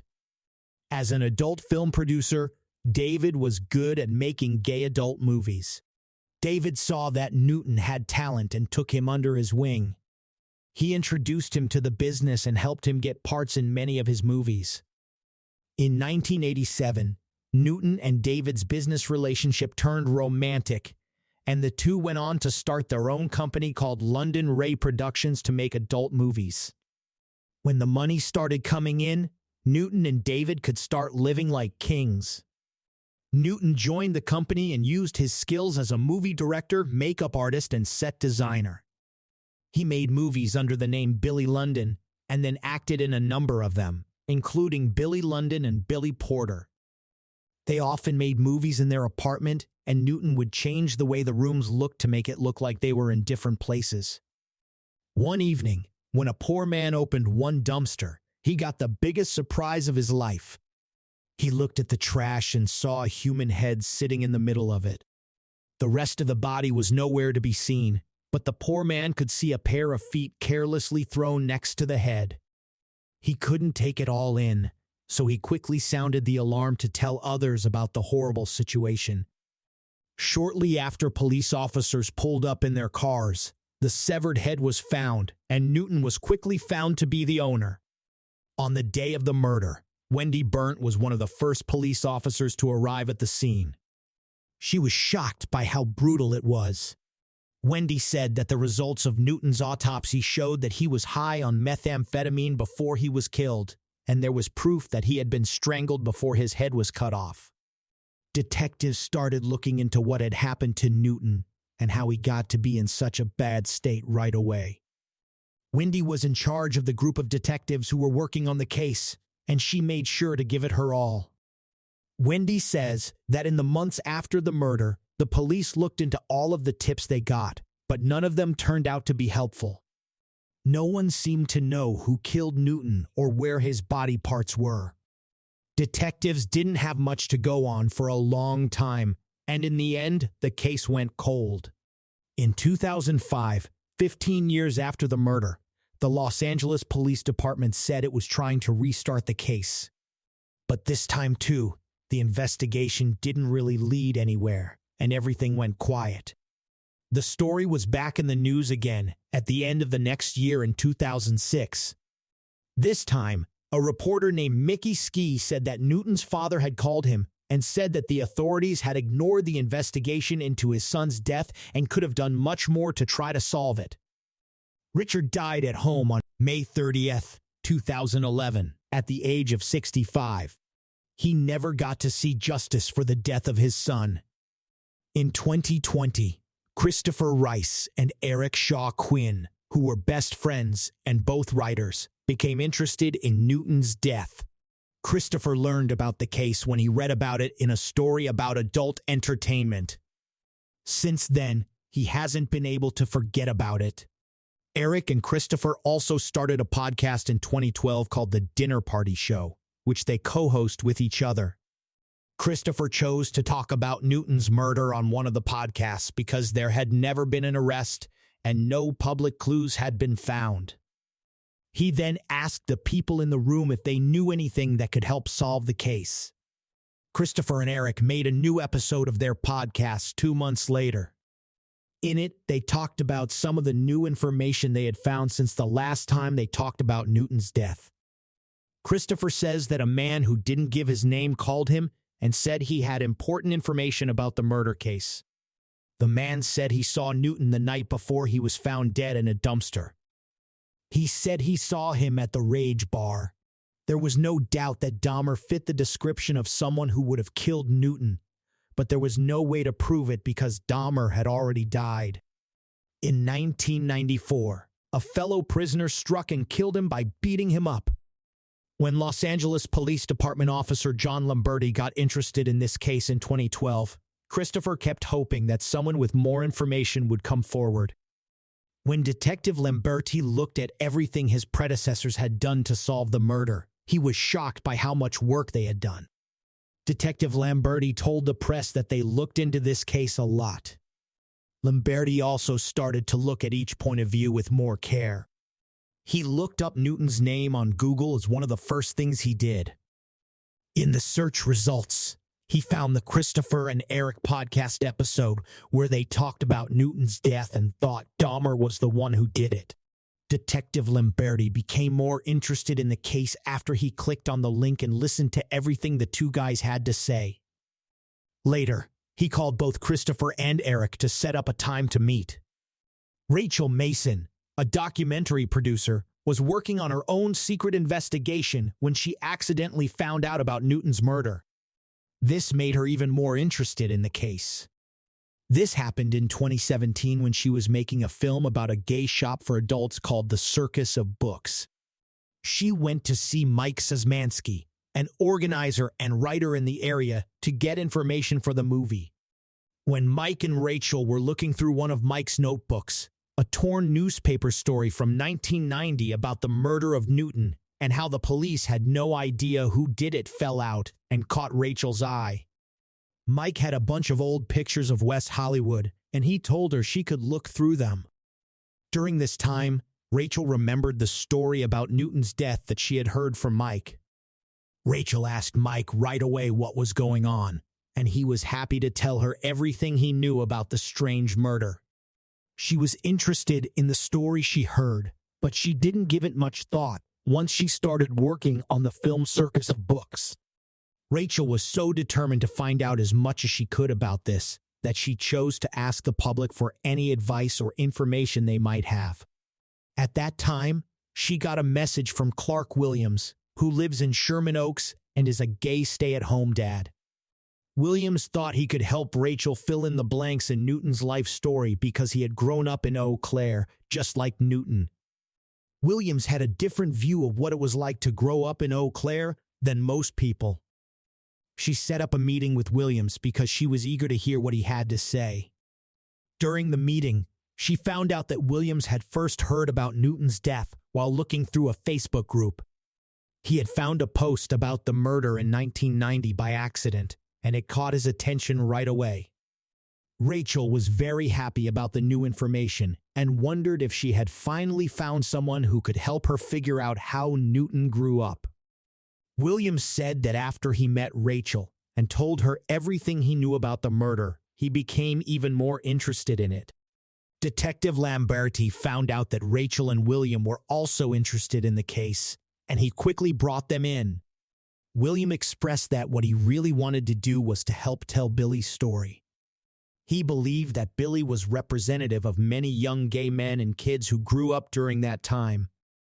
Soon after that, he found out that a local amateur detective named Rick Paskey had spent a lot of time and energy trying to figure out who killed Newton.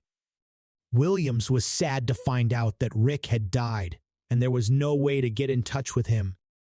After doing a lot of research, Private Detective Williams found it shocking that Rick, who owned a skate shop, was also involved in making gay adult videos. Williams looked into the case more and found a link between Rick's film credentials and a possible suspect called Daryl Lynn Madden. At the time Williams did his investigation, Daryl Lynn Madden was serving a life sentence for killing 2 men. Williams got a book from Daryl in which he talked about killing Stephen and another person in Los Angeles, which Williams thought was Newton. After talking to Detective Lamberti, he found out that Daryl had killed someone in the same city and that the company where he had worked making adult films for gay people was linked to Newton's death. Even though the study gave a sense of justice, no one knows where the rest of Newton's body is. On August 6, 1975, Laurel Mitchell, who lived in North Webster and was 17 at the time, was going out to have fun. Then, after she left work at 10 o'clock, she just vanished. As the hours went by, her family and friends worried that their worst fears would come true. The next day, Laurel's dead body was found floating in a river. The sad news broke the hearts of her family and friends, and the whole small town was shocked. For 4 years, the case was still open until new information came to light. So, what did happen to Laurel on that terrible night? Who could have hurt the young person, and why? Richard and Wilma Mitchell had Laurel on May 24, 1958, in the town of North Webster. She has a younger sister named Sarah Mitchell and an older brother named Bruce Mitchell. Even though Laura and her brothers fought sometimes, they had a strong bond that only got stronger over time. Laurel was liked by everyone in her neighborhood because she was friendly and had a nice smile. People liked her for being kind and friendly all the time and for having a loving heart. She always went the extra mile to help people and make them feel like they were important. She was kind and helpful. Most of the kids in the neighborhood liked Laurel, and it wasn't unusual for her to be surrounded by little kids who all wanted to be liked by her. Laurel was good at a lot of things, but she may have loved singing the most. She had a beautiful voice from a young age, so it wasn't surprising that she was a key part of the church choir in her neighborhood. But Laurel's love of music didn't stop there. She could also dance well, and she took lessons at a nearby place to better herself. Laurel didn't just listen to music and dance for fun, it was her way of life. She put her whole heart and soul into every act, no matter how big or small, because they gave her a sense of purpose and satisfaction that nothing else could match. At 17, Laurel was getting ready to start her senior year at Wallace High School. Still, she chose to start working before the new school year at the Cokesperian, a small restaurant in Epworth Forest. She thought that working at a restaurant was the best way to get some extra money and learn useful skills. She was determined to make the most of every chance, so she worked as hard and as enthusiastically as she could. She quickly became a person that workers and customers liked the most. Until August 6, 1975, Laurel Mitchell had a full and happy life. Laurel did her normal things that day, like work at the Cokesperian and making plans to meet friends at Adventureland. But when a friend offered to drive her home, she turned him down and left the inn alone at 10:15 p.m. At first, her family and friends didn't notice when she went missing, but as time went on, they became more worried. The fact that Laurel was responsible and hadn't come home made her parents worry, so they called the cops. People in the area heard about it, and a search party was put together. A fisherman and his son found a body floating in the Elkhart River, 15 miles from where Laurel worked. The body was fully dressed. They quickly called the cops, who confirmed that the body was that of Laurel. Officers then went to her parents' house to tell them what had happened. Richard and Wilma were worried about where their daughters were, but what they heard took them by surprise. Richard cried as the police told them what had happened. Wilma was also in a bad mood. Sarah was nervous when she got home from softball practice. She didn't understand why there were so many police cars in the garage. When she went inside, she saw that her parents were crying and looked scared. Their looks made her feel bad. In a weak voice, her father told her that her beloved sister Laurel had died. Sarah's life was changed forever. After Laurel's body was found, the report was made public. She drowned, but all that happened was that her hands and shoulder got bruised. She was also sexually abused. The whole town was shocked and couldn't figure out who could have done something so bad. The cops started right away to look into Laurel's death. Detectives talked to witnesses to find out the answers to a number of questions. Frank Overmeyer said what he had found. The night Laurel went missing, he heard a car trunk close. He thought it could be an old phone. The witness's words would be hard to understand for years. After Laurel died, the police took and kept her clothes and other things. They had a silver chain, one earring, shoes, a hoodie, and blue pants that weren't zipped or buttoned. At the time, technology made it hard for the outfit to do its job. But soon, the case would come back to life thanks to new tools for investigating. A lot of well-wishers, friends, and family came to Laurel's funeral, which was held at a big church in the center of town. Sarah said she couldn't remember what was said in the talk. She remembers that her dad and brother had tight grips on her hands. After Laurel's funeral, state and local cops worked non-stop to find out who killed her. They looked at the facts and talked to more people, but neither helped. Laurel's family didn't know how she died because no one knew what happened to her. The story stopped being in the news after a few weeks, months, or even years. Still, Laurel's family and friends were sad.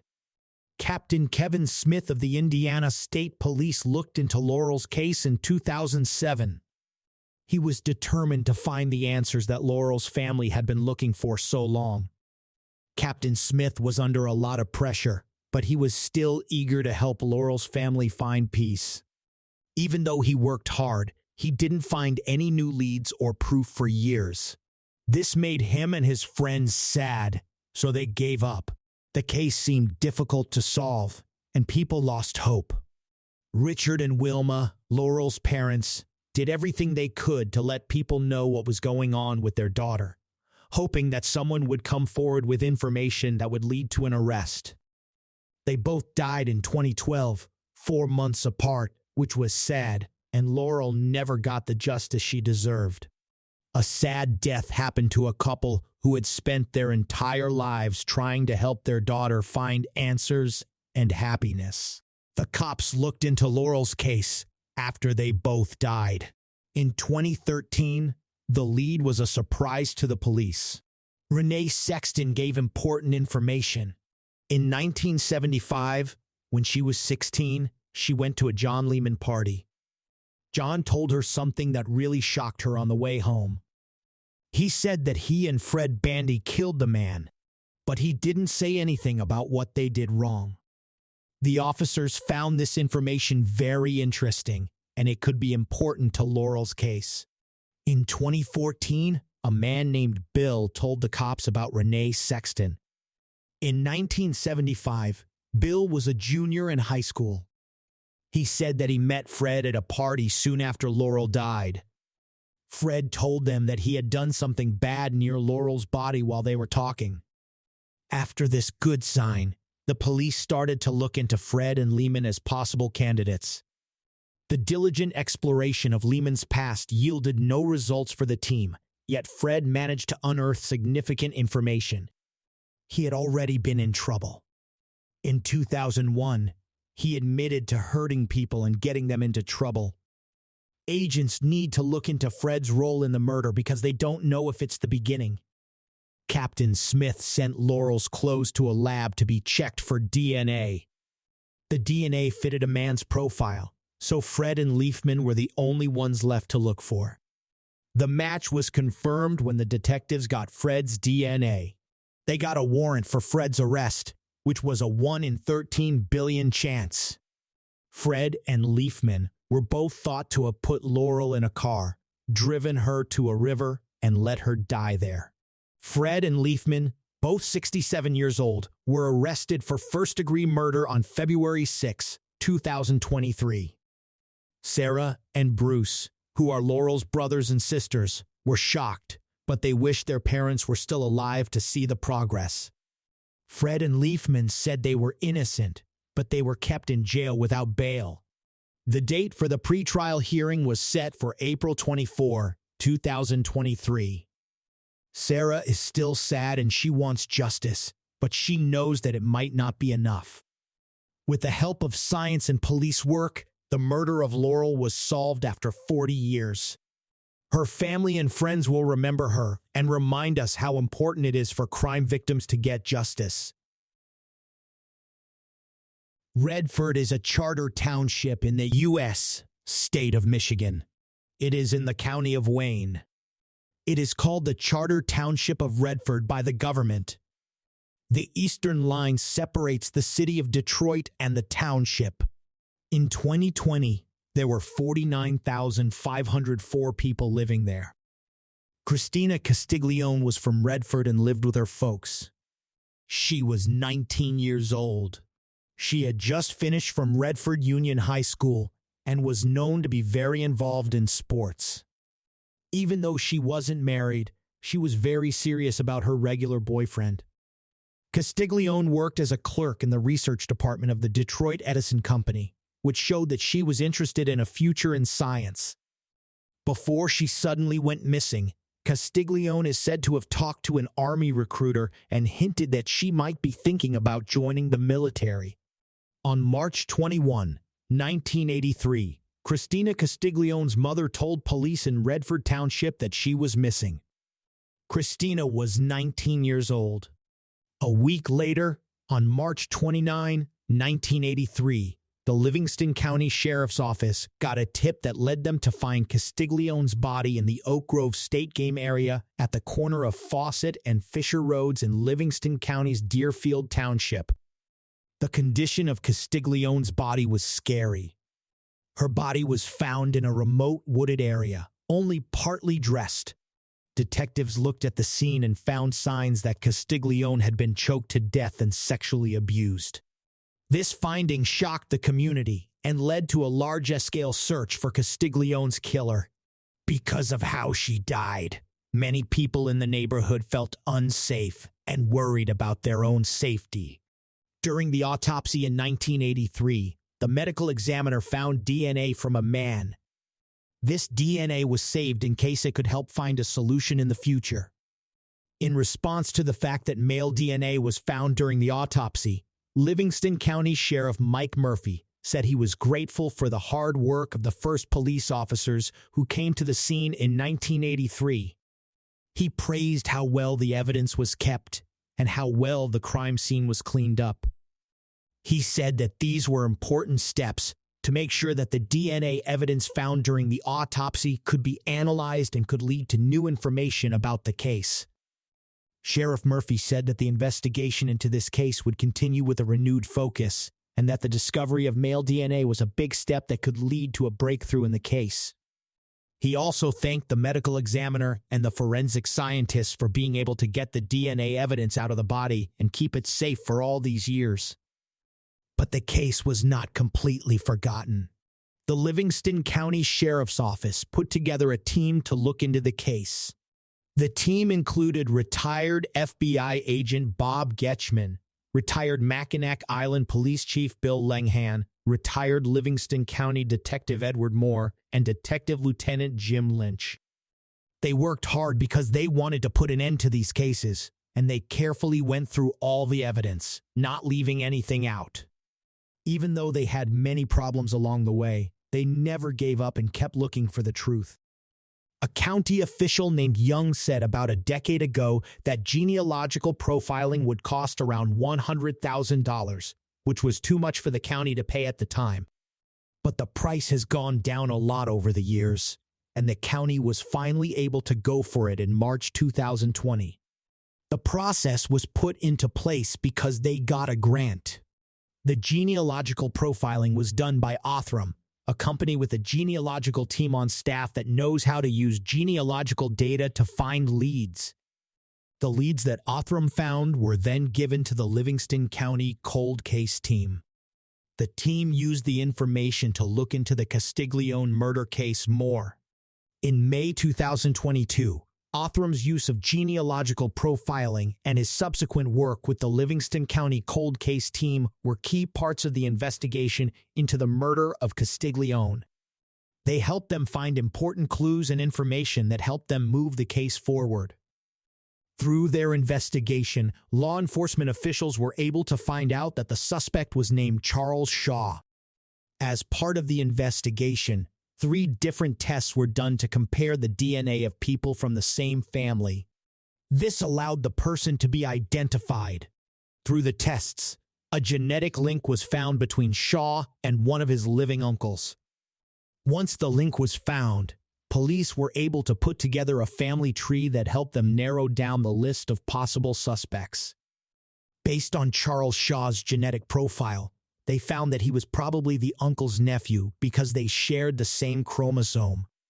But the investigation found other nephews whose DNA did not match what was found. This left police with 2 possible suspects. The suspect could be either the uncle's brother or his son. More research was done to try to figure out which of the 2 possibilities was more likely. The sheriff's office said in a statement that they recently tried to find living relatives of a suspect named Charles Shaw in order to get target samples for analysis. Othram looked at the samples and found that they were a perfect match. When Shaw's brother heard this news, he was said to be shocked because he didn't know that Shaw had allegedly done any crimes.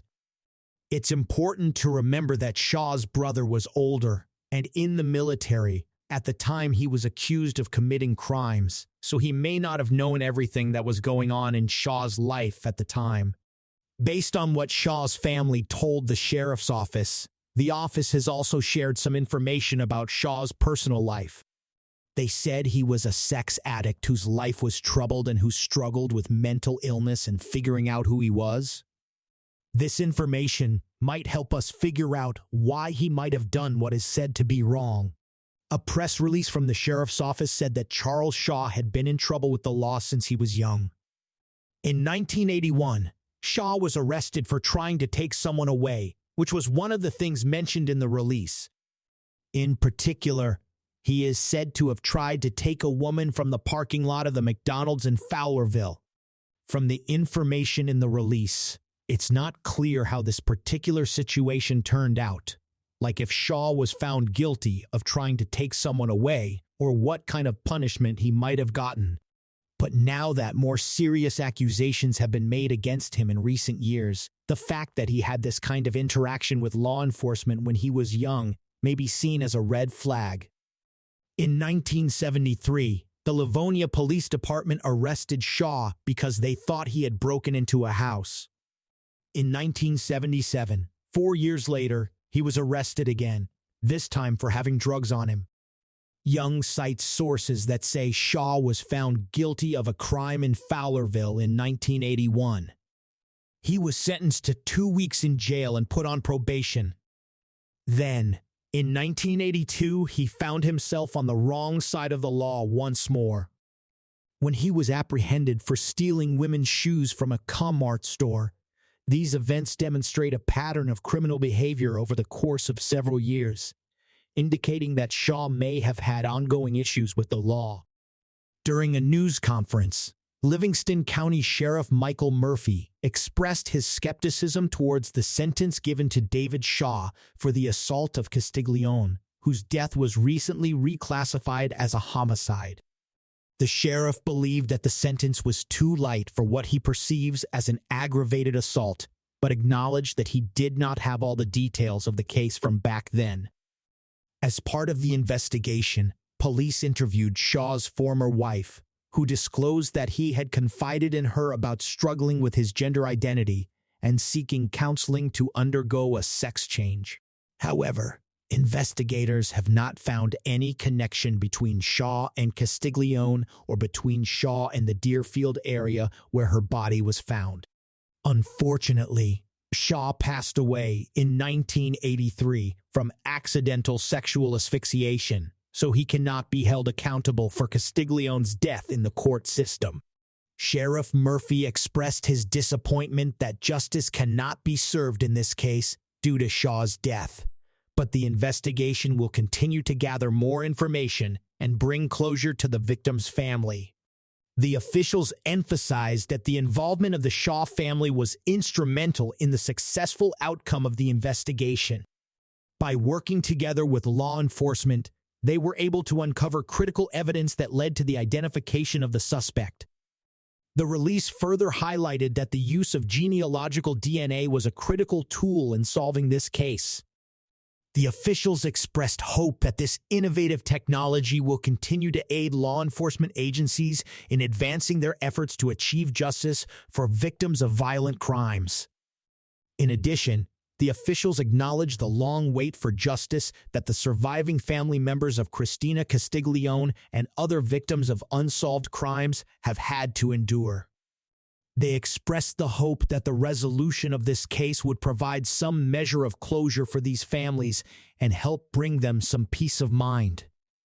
Overall, the release conveyed the importance of collaboration between law enforcement and the community in solving crimes and emphasized the crucial role that technology and cooperation play in achieving justice for victims. As the sun came up on June 13, 1996, a horrible killer was found, which sent shockwaves through Idaho Falls. Two of Angie Ray Dodge's co-workers found her dead in her apartment. She was 18 years old and full of life. The sad news of her death spread like flames through the neighborhood, causing shock and sadness. Detectives started a full investigation right away to try to find the person who did this terrible thing. When a suspect was found, everyone thought that justice had been done. But did they catch the real bad guy? Idaho Falls is a city in the southeast of the U.S. state of Idaho. It is on the banks of the Snake River. It is known for its beautiful natural surroundings, like the Yellowstone and Grand Teton National Parks that are close by. There are many things to do in Idaho Falls. Some of them are the Museum of Idaho, the Idaho Falls Zoo, and the Idaho Falls Riverwalk. Idaho Falls is a great place to go if you want to see the beauty and charm of Idaho. It feels like a small town and has a lot of nice people. This is where our story starts. Angie Ray Dodge was born on December 21, 1977. She was the youngest of Jack Roger Dodge and Carol Dodge's 4 children and their only daughter. People who knew Angie always thought she was smart, determined, and didn't take any nonsense, which made her a force to be reckoned with. As her best friend, Jessica Martinez, said, she didn't put up with other people's trash. When May of 1996 came around, Angie found herself in a tough spot. She was 18 years old and had just finished high school in Idaho Falls. She had decided that she would start the next part of her life the way she wanted to. So, in the 3rd week of the month, Angie packed up her things and moved out of her parents' house. Angie decided to leave her mother's house because she and her mother had a fight about a house rule at some point. She moved into a cute apartment on the 2nd floor of an old building in Idaho Falls. The building was at 441 Street. Angie quickly got used to her new pattern, even though it was hard for her at first to live on her own. She worked at a beauty salon in the middle of Idaho Falls during the day. Her customers liked her because she was friendly and did a great job with their makeup. By night, she went back to her apartment and enjoyed the freedom she had just found. Angie had been away from her family's home for 3 weeks, and she was starting to miss her mother. So, Angie decided to go see her mother on the evening of June 12, 1996. When Carol opened the door, Angie kissed her, and for a short second, they forgot all about their fights. As the mother and daughter caught up, they held each other and rocked back and forth. Angie told her mother how hard it was to grow up and start living on her own. Angie kissed her mother as she left her side at the end of a fun night. Carol didn't know that it would be the last time she would see her daughter. She didn't know what was going to happen, or how it would change her life and make her feel sad all the time. Julia and Tawny, 2 of Angie's friends, started the morning of June 13, 1996, like any other day. They went to Angie's apartment just before 11 a.m. because they were worried that she hadn't gone to work at the beauty salon. When they went to the front door and knocked, they felt uneasy. When Angie didn't answer, they opened the door and went in. There wasn't a single sound inside. When the girls finally went into the bedroom, their worst fears came true as they looked in every room. Angie slept on the ground, and there was a bloody sheet over the cushion next to her. Her body had more than a dozen holes in it, and someone had cut her throat. No one should ever have to see something like this. Julia and Tawny were shocked to their cores when they saw the horrifying scene in front of them. After the police were called, detectives rushed to the flat to try to figure out what had happened. Even though there was a lot of chaos, the police searched the area like hawks for anything that could lead them to Angie's killer. They noticed that there were no signs of a break-in. They quickly got her clothes and blankets together because they were going to send them to the Idaho State Crime Lab so they could be looked at. In the background, Angie's body was also taken away so that an autopsy could be done. During the autopsy, the terrible facts of how Angie died were made clear. She'd been cut and stabbed 14 times. On her body, the killer's DNA was found.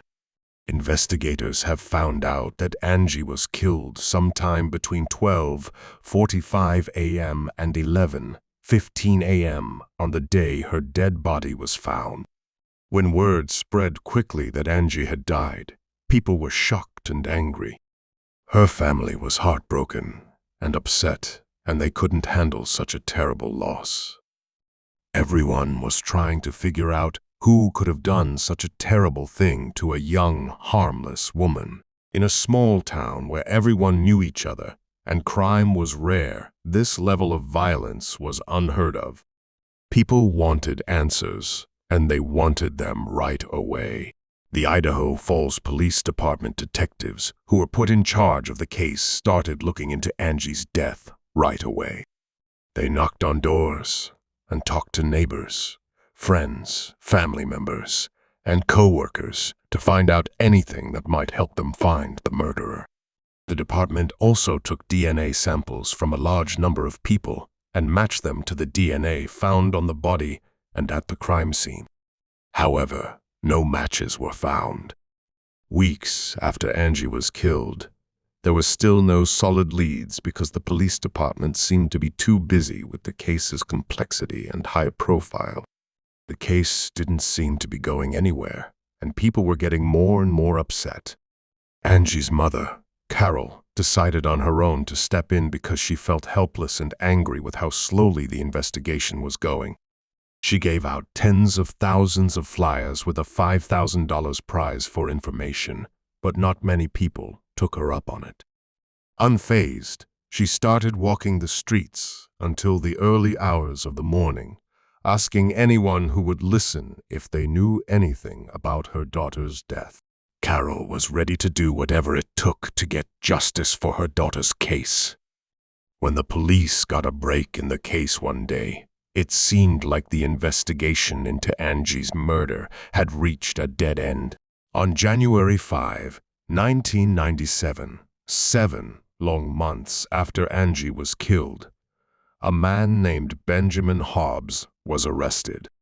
When detectives found out that he had been caught taking advantage of a woman at Knife Point, Nevada, they couldn't help but see connections between his crime and Angie's death.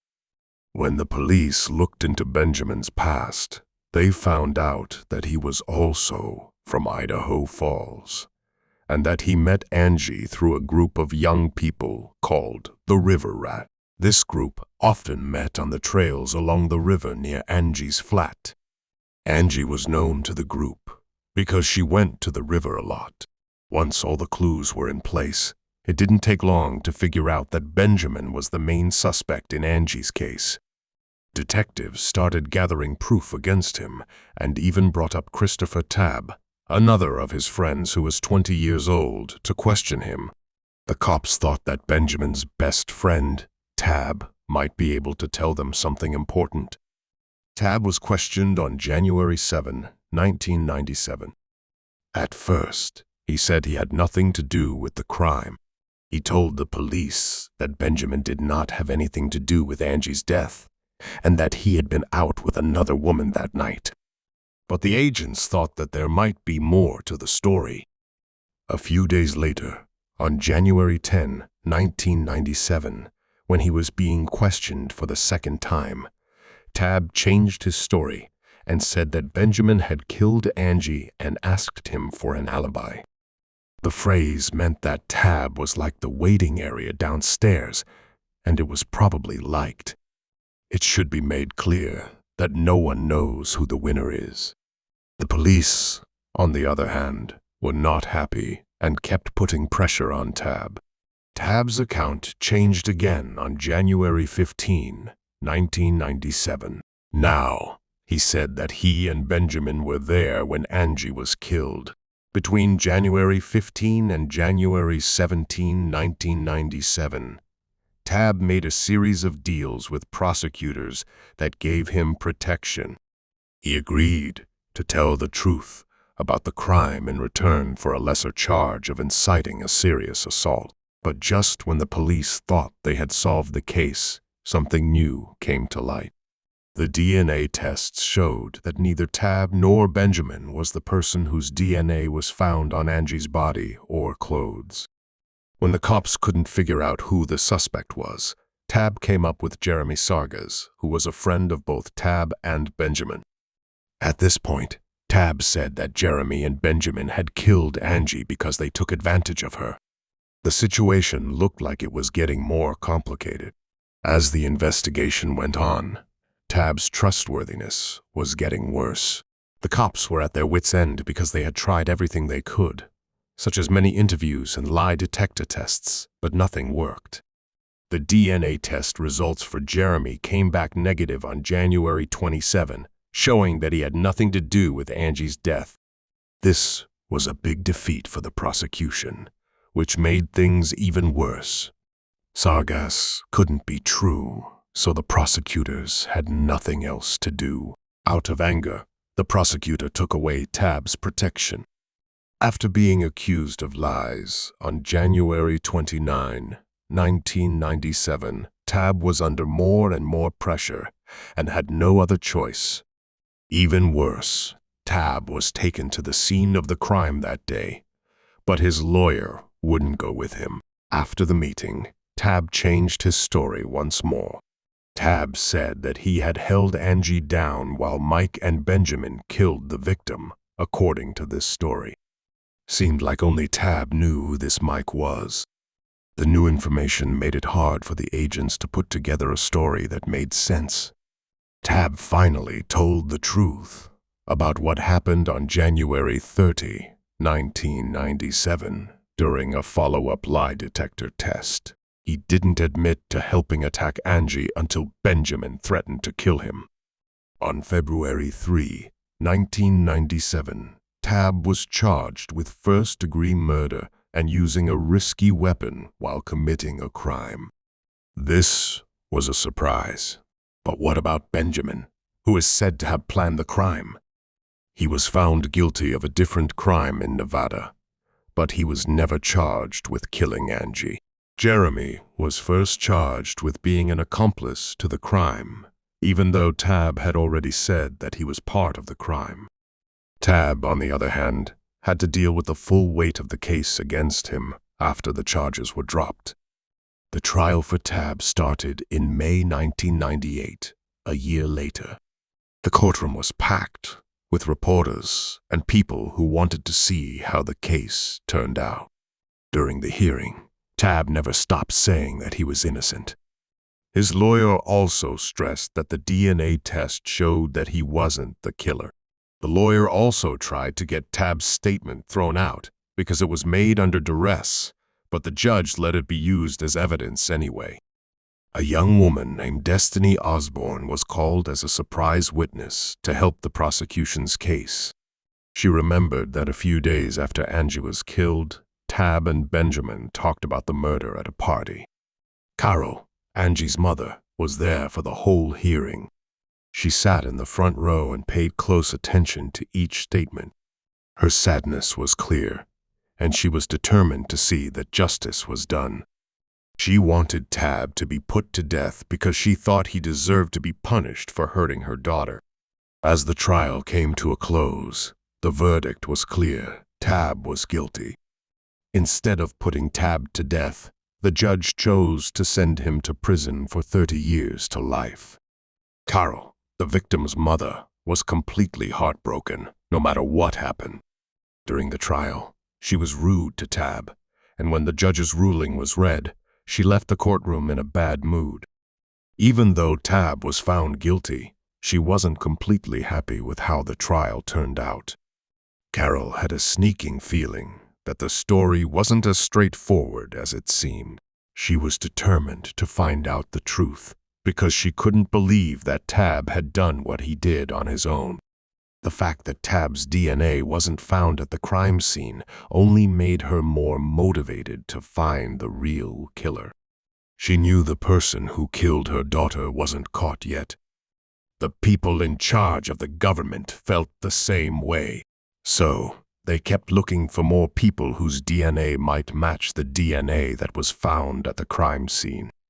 As time went on, it seemed like the investigation into Angie's murder had come to a stop. Carol, on the other hand, never gave up on finding the person who killed her daughter. In 2009, more than 10 years after Angie was killed in a brutal way, the killer's DNA was finally added to a national crime database. Even though this happened, there was still no match. Then, Carol got a computer for Christmas, which was a surprise.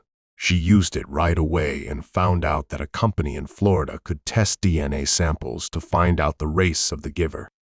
The police agreed to take on the task, and the results showed that the person was mostly Caucasian. With this information, police knew where to look. Even though it took a long time, Carol kept looking for the truth because she was persistent and determined. She was determined to get the smartest and most talented people to help her find out who killed Angie. She finally met Dr. Greg Hampton, a well-known forensic DNA scientist who started the Idaho Innocence Project, a group that tries to get wrong convictions overturned and keep them from happening in the first place. At that time, Carol got in touch with Hampton. He already knew that Angie had been killed. In fact, Tab had already written to the Idaho Innocence Project from prison, asking them to look into his case. With the help of Hampton, Carol was able to get the Idaho Falls Police Department to try a new method called family DNA testing. This means looking through the criminal records database in Idaho for anyone who might know who killed Angie.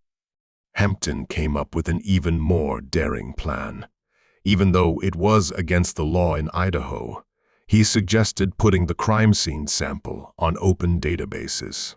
Carol was glad to hear that the cops would be willing to try this idea. In the summer of 2014, when detectives searched Ancestry.com's public DNA database, they finally found a match. Michael Ersey Sr.'s iDNA and 34 out of 35 STR markers were very similar to those of the criminals, so he was the DNA match. Detectives thought they had found Angie's killer's cousin, even though there wasn't a perfect match.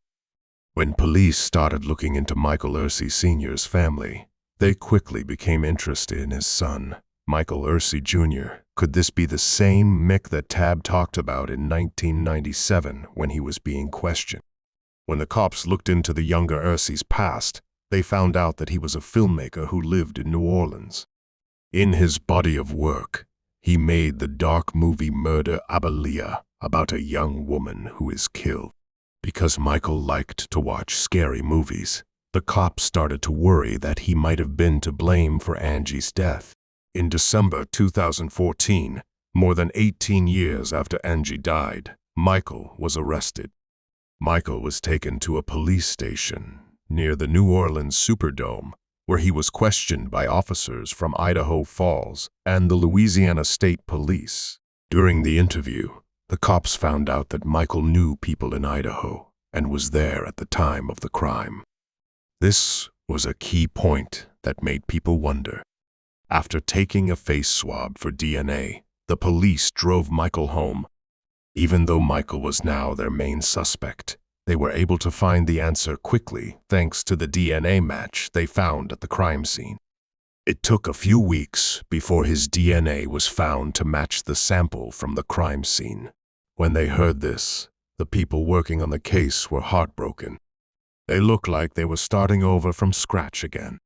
But they didn't give up on the new method of studying family DNA, which had brought them so close to finding the truth. They were more determined than ever to keep looking and find any clue, no matter how small it seemed. They didn't want this case to die a second time because they knew that solving it would give Angie and her family the justice they had been waiting for a long time. Carol didn't understand what was going on. Even though she was worried about Tab, she still wanted justice for her daughter and knew something wasn't right. Before Michael Ersey got involved, she had already spent a year studying 60 hours of questioning tapes from Tab's case.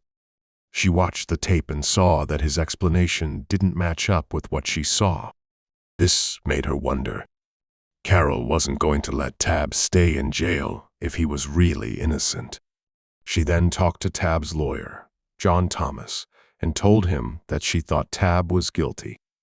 Thomas was interested and ready to help.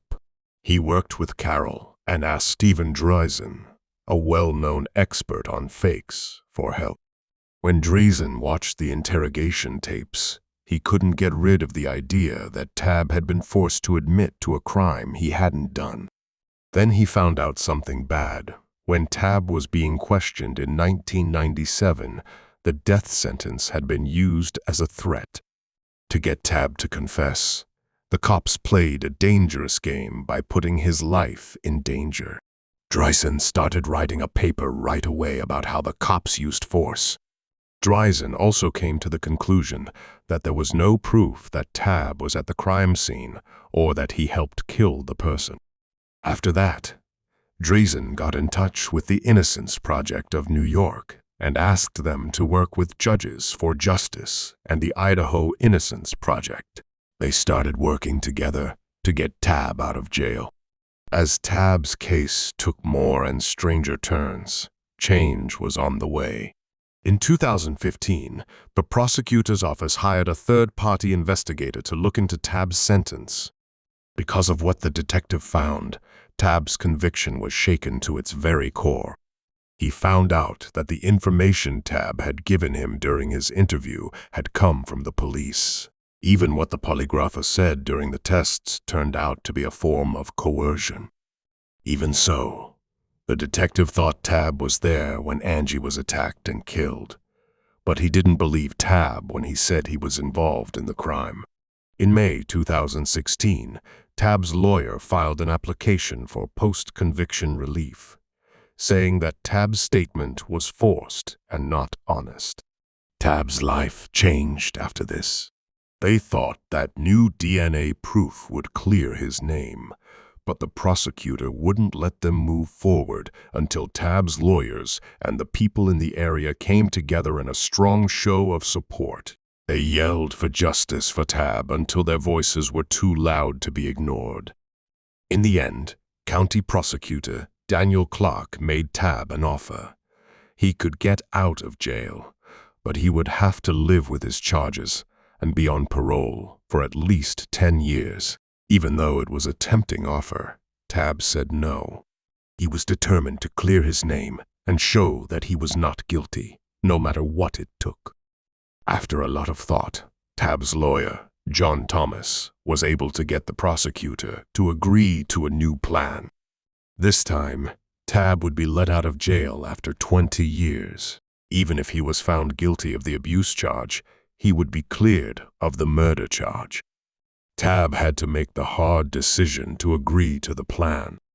Destiny Osborne, the unexpected witness who said she heard Tab confess to the murder, later withdrew her evidence and said the police pressured her into making a false accusation against Tab. Her words raised more questions about Tab's conviction because they added to the growing amount of proof of coercion and dishonesty in his case. Tab was finally let out of jail on March 22, 2017. But even though he was now free, the fact that he had been found guilty of murder stuck with him. Even worse, Angie's real killer was still out there, so the neighborhood was on edge and looking for answers. The Idaho Falls Police Department went through a lot of changes when Bryce Johnson was hired as the new police chief, and the Investigations Bureau was updated in the summer of 2017. One of the officers picked to lead the agency was Bill Squires, who was a rookie cop when Angie died and helped with the investigation at the crime scene. The office started working harder to find a permanent solution to the case.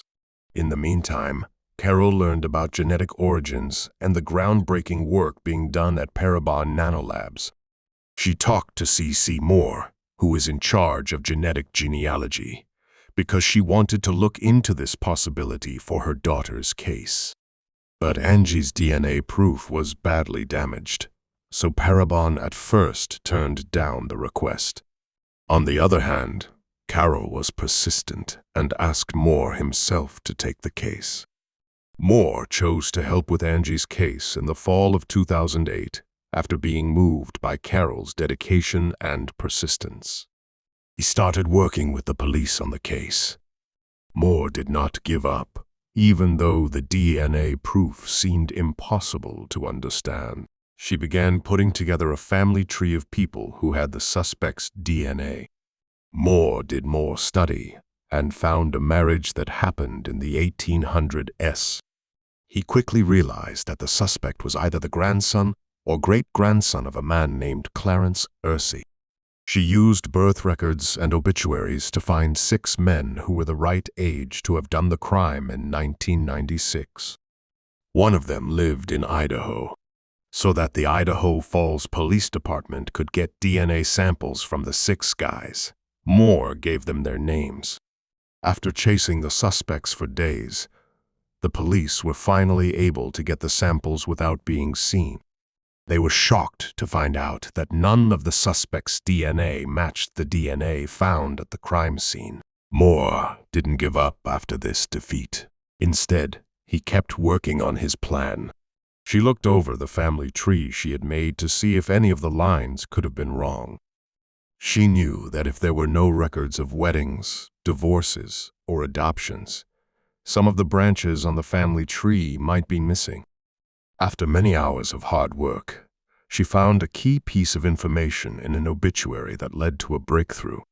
The biography says that Linda Darnell, who was Helen Darnell's daughter, was previously married to Philip Ursi, who was from the Ursi family. Linda had Brian Drips after she and her husband split up, and he was raised with his stepfather's last name. Moore then knew that she had finally found the missing link in the family tree. When Moore told the officers Dripp's name on May 2019, they were shocked. At the time of the murder, Drips not only lived in Idaho Falls, but he also lived right across the street from Angie's house. Even though they had talked to him when they were doing preliminary research, the cops had not found anything strange about him. It was clear that they had missed an important piece of the puzzle. When the police looked into it more, they found that Drips had left Idaho Falls about 7 weeks after the murder. He looked like he was trying to cover his tracks, since the time was too perfect. In May 2019, police went to Caldwell, Idaho, to look into Drips. They wanted to find DNA evidence that would back up their worries. They didn't think this task would be as hard as it turned out to be. After an hour of watching him, it was noticed that Drips threw a cigarette out of his car window without thinking. As a police officer ran to get it off the busy road, it got lost among dozens of other cigarette ends. Before they could try again, the police had to keep a close eye on him for another 24 hours. On the afternoon of May 10, 2019, detectives saw Drips throw another cigarette out of his car window for the last time. Once he was gone, an undercover cop ran into the busy street to grab it, while other officers stood in the way so the detective wouldn't get hit by a car. The cigarette butt was found and sent to a lab right away for testing. When the test results matched, it showed that Drips was the murderer. This made the agents very happy. After the case was over, Angie Dodge could finally get what was right. On May 15, 2019, 53-year-old Drips was arrested and charged with killing the victim. This was the first step forward in the case. During a police interview, Drips was shown the DNA proof, which led him to admit to the terrible crime. He said that he had gone to Angie's place on his own, not to kill her, but to take advantage of her. He also said he didn't know who Tab was, even though Tab had already been found guilty of the crime. Tab's murder sentence was overturned on July 17, 2019, and he finally got justice. Still, being in jail for years for a crime he didn't do hurt him, and in December of that year, he filed a civil lawsuit against the city of Idaho Falls and 7 former Idaho Falls Police Department officers. On February 9, 2021, Drips said that he was the one who killed Angie. A deal between the government and the defense says that Drips will spend the rest of his life in prison, but he could get out after at least 20 years. But both sides knew that Drips's health was getting worse and that 20 years in jail was pretty much a life sentence. He would probably die there.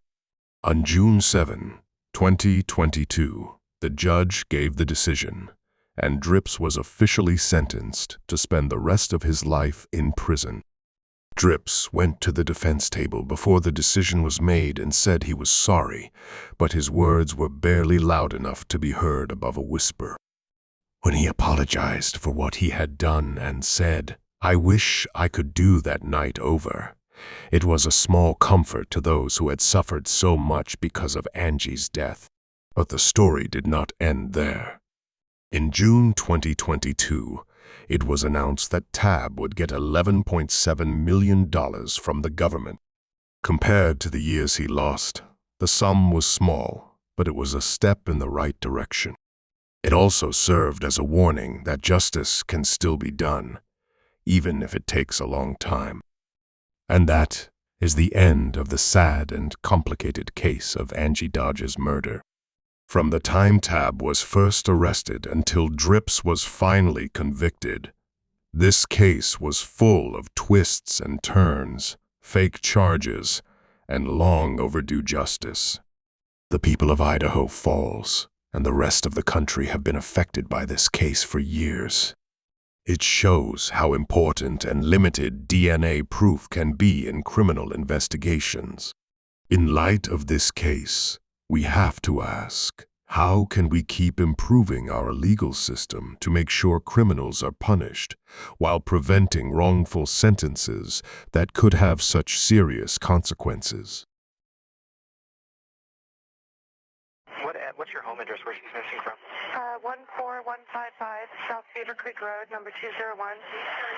The same as Ashley Pond. And what's your daughter's name?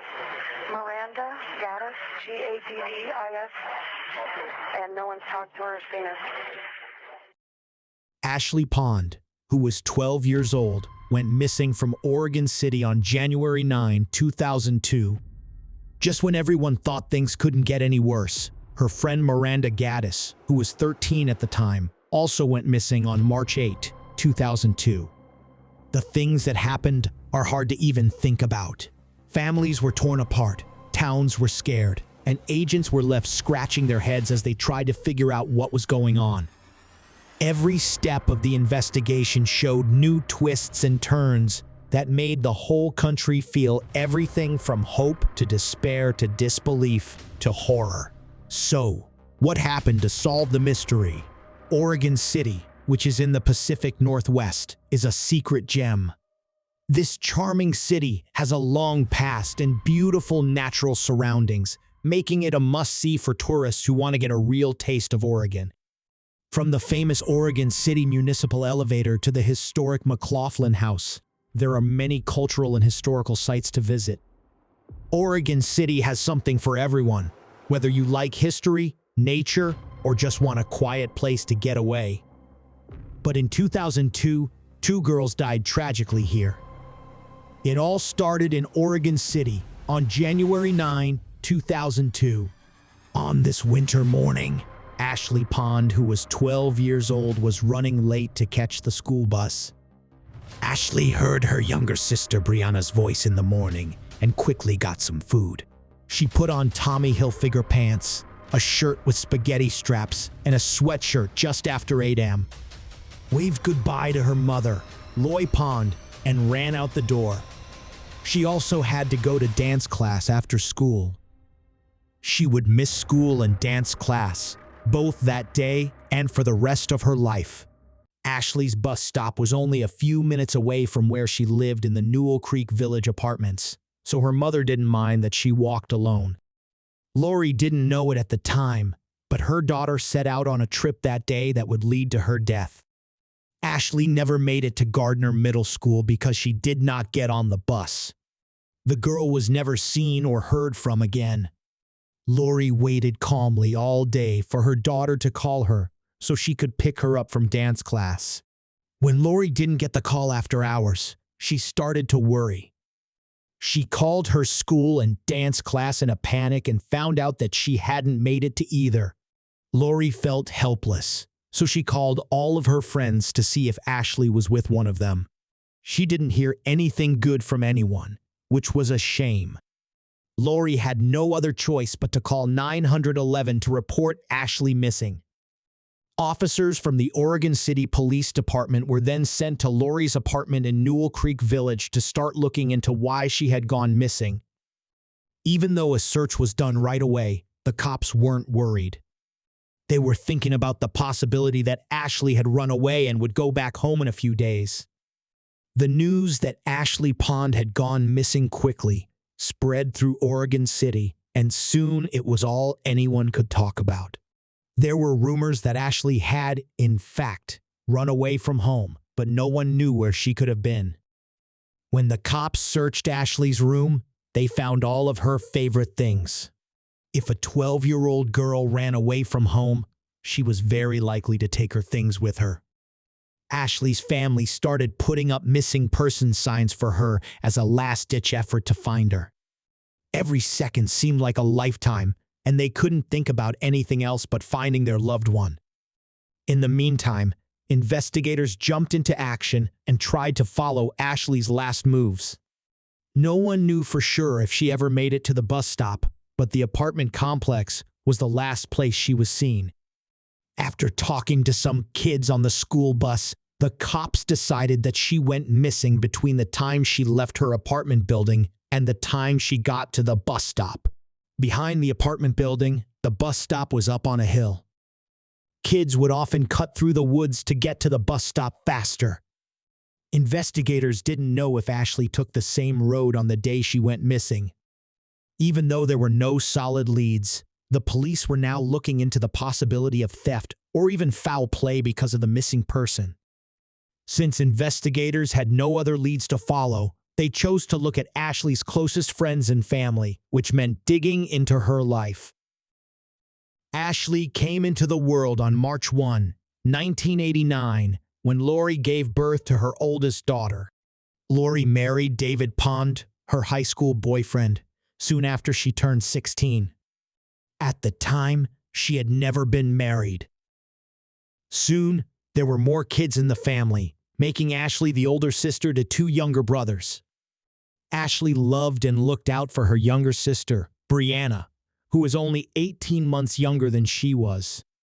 Ashley was said to be a laid-back and silly child who loved to keep people entertained.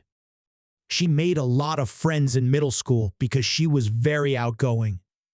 She was also on her school's dance team and hardly ever missed dance class. Ashley's first few years were just like any other girl her age. When she was 9 or 10, her parents broke up in a messy way and everything changed. Ashley was the one of Lori's kids who was hurt the most by what happened. David Pond found the secret that had been hidden for too long when he was trying to reach his goal of paying less child support. Ashley's world fell apart when a DNA test showed that David Pond, the only father she had ever known, was not her real father. Instead, a guy named Wesley Rohitker Jr. was her real father. Ashley was shocked by what she found out, but she tried hard to accept the truth. She even started going to Wesley every weekend so she could spend time with her father and make up for all the time they had lost. The trips were too short, which was a shame. After a short time, Ashley said she didn't want to see her father anymore.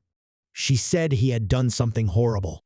At the end of the year 2000, Ashley told her mom and sister that Wesley was taking advantage of her physically. She said that it had happened once before on Christmas Eve in 2000. Wesley Rohitker was charged with 40 counts of abuse against his own daughter on January 5, 2001. If a man can hurt his own child, it's not reasonable to expect him to be honest. So, with the help of his lawyer, Wesley made Ashley out to be a damaged girl who would lie about anything. Ashley's lack of trustworthiness was also shown by the fact that she lied about her father. In the end, Wesley pleaded no contest to a much less serious charge and got only 6 months of probation with a no-contact order in September 2001. All of these things happened right before the person went missing. Lori, Ashley's mother, was worried about Wesley when Ashley went missing. She told the police about her worries. He had both a reason and a chance to kidnap someone. Investigators went to the home he shared with his father in Portland to see if he was really involved in Ashley's disappearance. At first, it seemed like Wesley was just sharing background information about his relationship with Ashley. However, he surprised the investigators by admitting that he had abused his own daughter. He also said that he was there because of his drug use and bad decisions, and he was glad that Ashley turned him in. He said he felt bad about what he had done and hoped to make things right with his daughter one day. Even though his story about wanting to be forgiven seemed fake, his alibi was better. He told the police that he and his father had breakfast at a nearby restaurant the morning Ashley went missing. Then, until the afternoon, both men worked on an old truck. His father said it was true, and the story seemed to fit. Investigators had to put Wesley Rohitker on hold and turn their attention to someone else who was close to Ashley. Lori Pond, Ashley's mom, needed to take the heat. Investigators found out a lot of troubling things about Lori, who was not a perfect mother by any means. She had been accused of not caring for her children many times before, and her drinking problem was a big part of this. In fact, she had 5 different run-ins with the police between January 25, 2001 and January 9, 2002. Lori was called by the police about how she was raising her children. Complaints said that she often locked her kids out of the house, got into fights with her husband that put her kids in danger, and drank too much. People from the police and the Department of Human Services came to her flat often. Lori's relationship with Ashley was also tense, and small disagreements often turned into big fights. Incredibly, the summer before Ashley died, she told her friends and teachers that she had been abused by the father of one of her friends. Her teachers told the Oregon DHS about the claims, but Lori never did anything to help. A report found that Ashley's brothers were getting care from their mother that was at least good enough. Even though there was so much trouble, it was strange that the Child Protection Services did nothing. Lori was truthful when the cops asked her questions. She quickly admitted that she had problems with Ashley and that their relationship was shaky. But she also said that despite all of their fights, they had a loving relationship as mother and daughter. She also stuck to the story she told the investigators on the first day, which suggests that her comments were consistent. Even though officials couldn't find a good reason for Lori's actions, they still made her take a polygraph test. She was no longer a suspect after she passed the test. After Ashley's family was ruled out and the cops stepped up their search for family and friends, they didn't have a lot of leads. The area around the Newell Creek apartment complex wasn't very nice, and there were a lot of sexual criminals who could have gotten into the building. The Oregon police talked to almost all of them to find new hints, but none of their efforts worked. When all of the leads were gone, on January 22, 2002, the Oregon City Police Department asked the FBI for help. With the help of the FBI, the search for Ashley Pond got stronger. Ashley's sudden disappearance was hard on everyone in Oregon City, but her school friends were the ones who felt it the most. Anna Song, a reporter for KATU News, talked to two kids at the bus stop on January 23, 2002, while they were waiting for the school bus. Ashley got on her bus every day at the same stop until she went missing. Miranda Gaddis, who is 13 and lives next door to Ashley, was one of the girls who took part in the interview. She is one of Ashley's best friends and lives next door to her. Hood, it was just really strange and sad. Miranda said in an emotional interview that she didn't know what might have happened to her friend, but she thought that she might have been taken away. But Miranda also said that Ashley had told Miranda's sister that she wanted to leave home. Even though Miranda kept laughing through the whole video, it was clear that she was worried about Ashley. Sad to say, the next time Miranda Gaddis's face would show up on the news, she too would have disappeared without a trace. Miranda's life and Ashley's were not that different. Not only were they about the same age, but they also looked alike. But that wasn't the end of how they were alike. They lived in the same apartment building, went to the same school, were on the same dance team, hung out with the same people, and their fathers had both abused them. Both of the girls were raised by single moms who had their own problems. In a cruel twist of fate, the two best friends' lives were meant to cross one last time. Miranda Gaddis's parents, Jason Richard Gaddis and Michelle Duffy, had her on November 18, 1988, in Oregon City. Miranda grew up with her older sister Marissa, her younger sister Mariah, and her younger brother Jason, just like Ashley did. But unlike Ashley, Miranda's parents were married when she was born. That didn't stop Miranda's father from abusing her on a daily basis, though. Miranda was only 6 years old when her father, Jason Gaddis, was found guilty of stealing 2 girls in February 1995. He was given a total sentence of 6 months in jail and 54 years of supervision after he got out. Jason Gaddis and Michael Duffy's marriage ended because of this event. Michelle started dating a guy named Brett Edward McKinney not long after they met.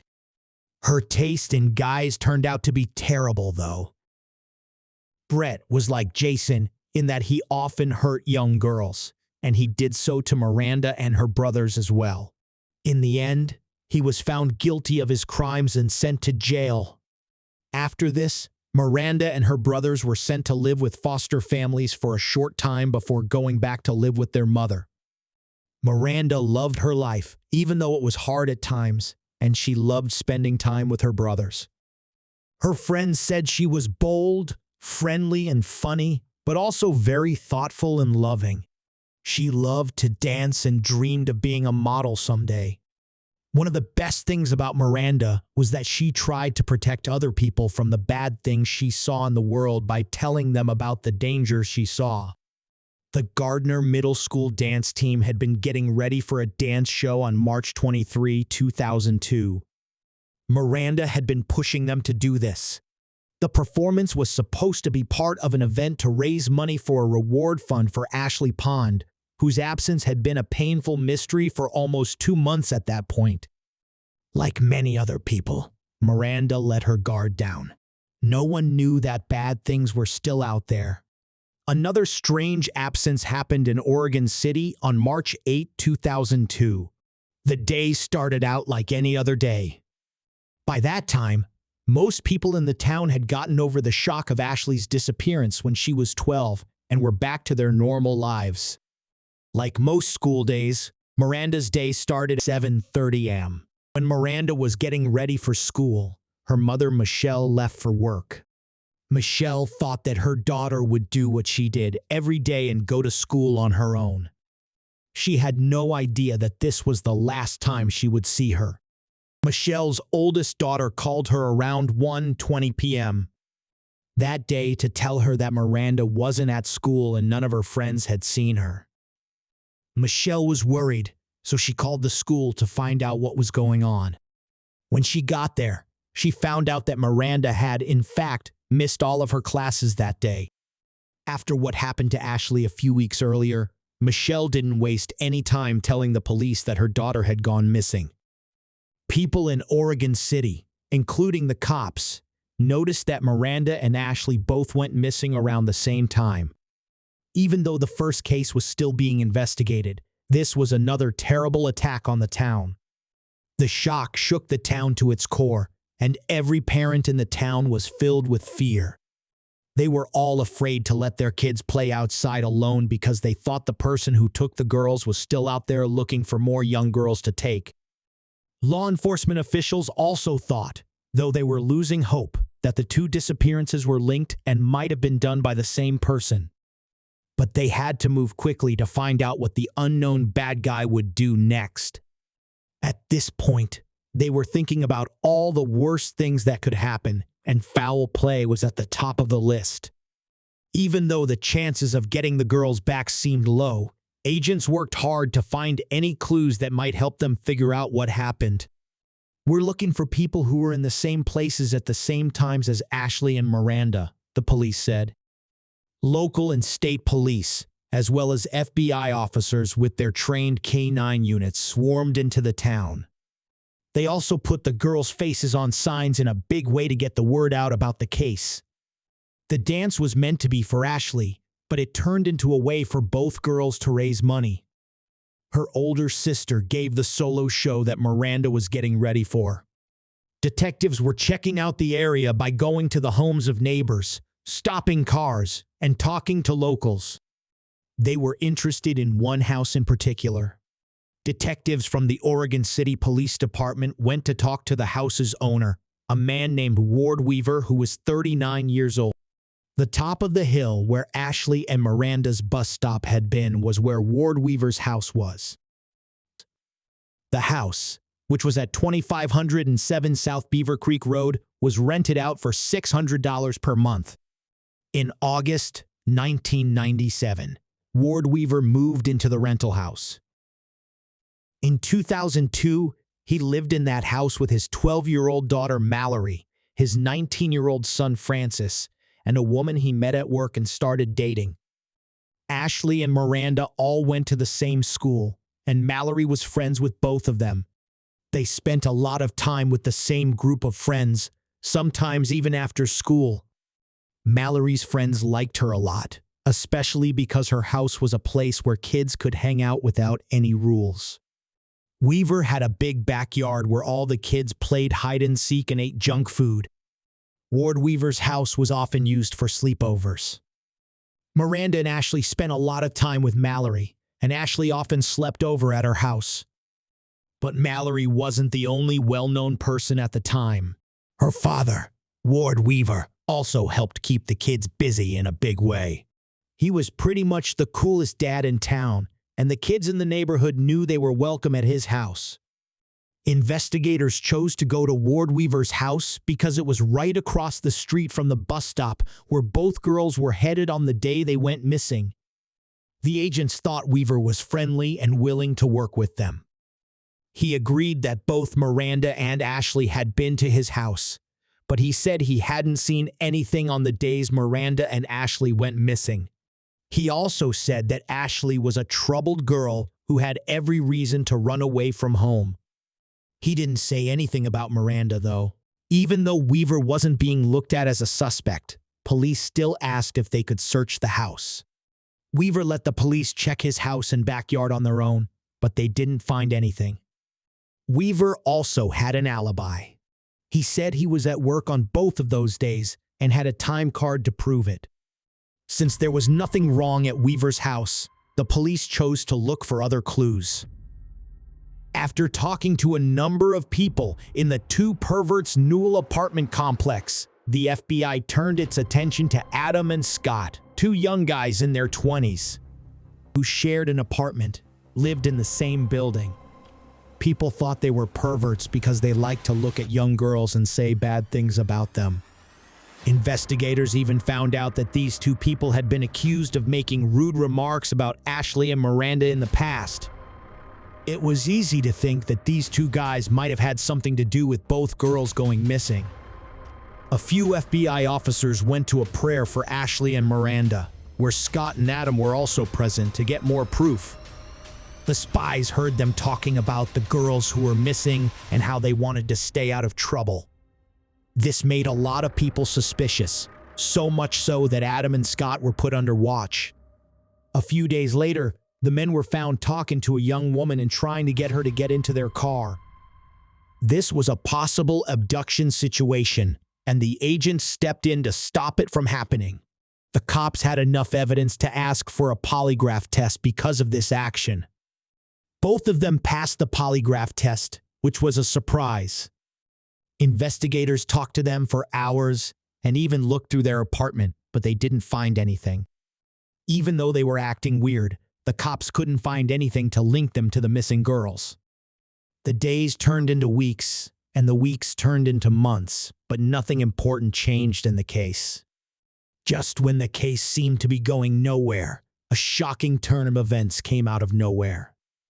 Now, the people looking into Ashley and Miranda's absence were grabbing at anything they could find.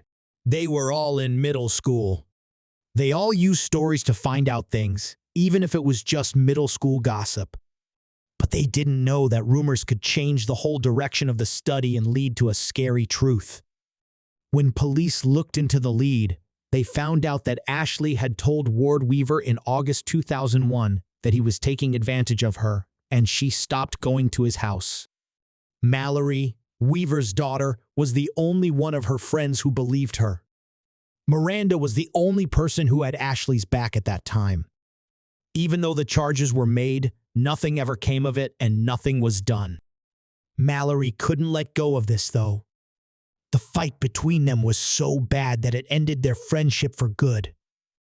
Investigators also found out that Miranda had told a couple of her friends not to go to the Weavers' house because the man was dangerous in the weeks before she went missing. Investigators were surprised by this news, but it wasn't the end of the case's turns. It was only the start.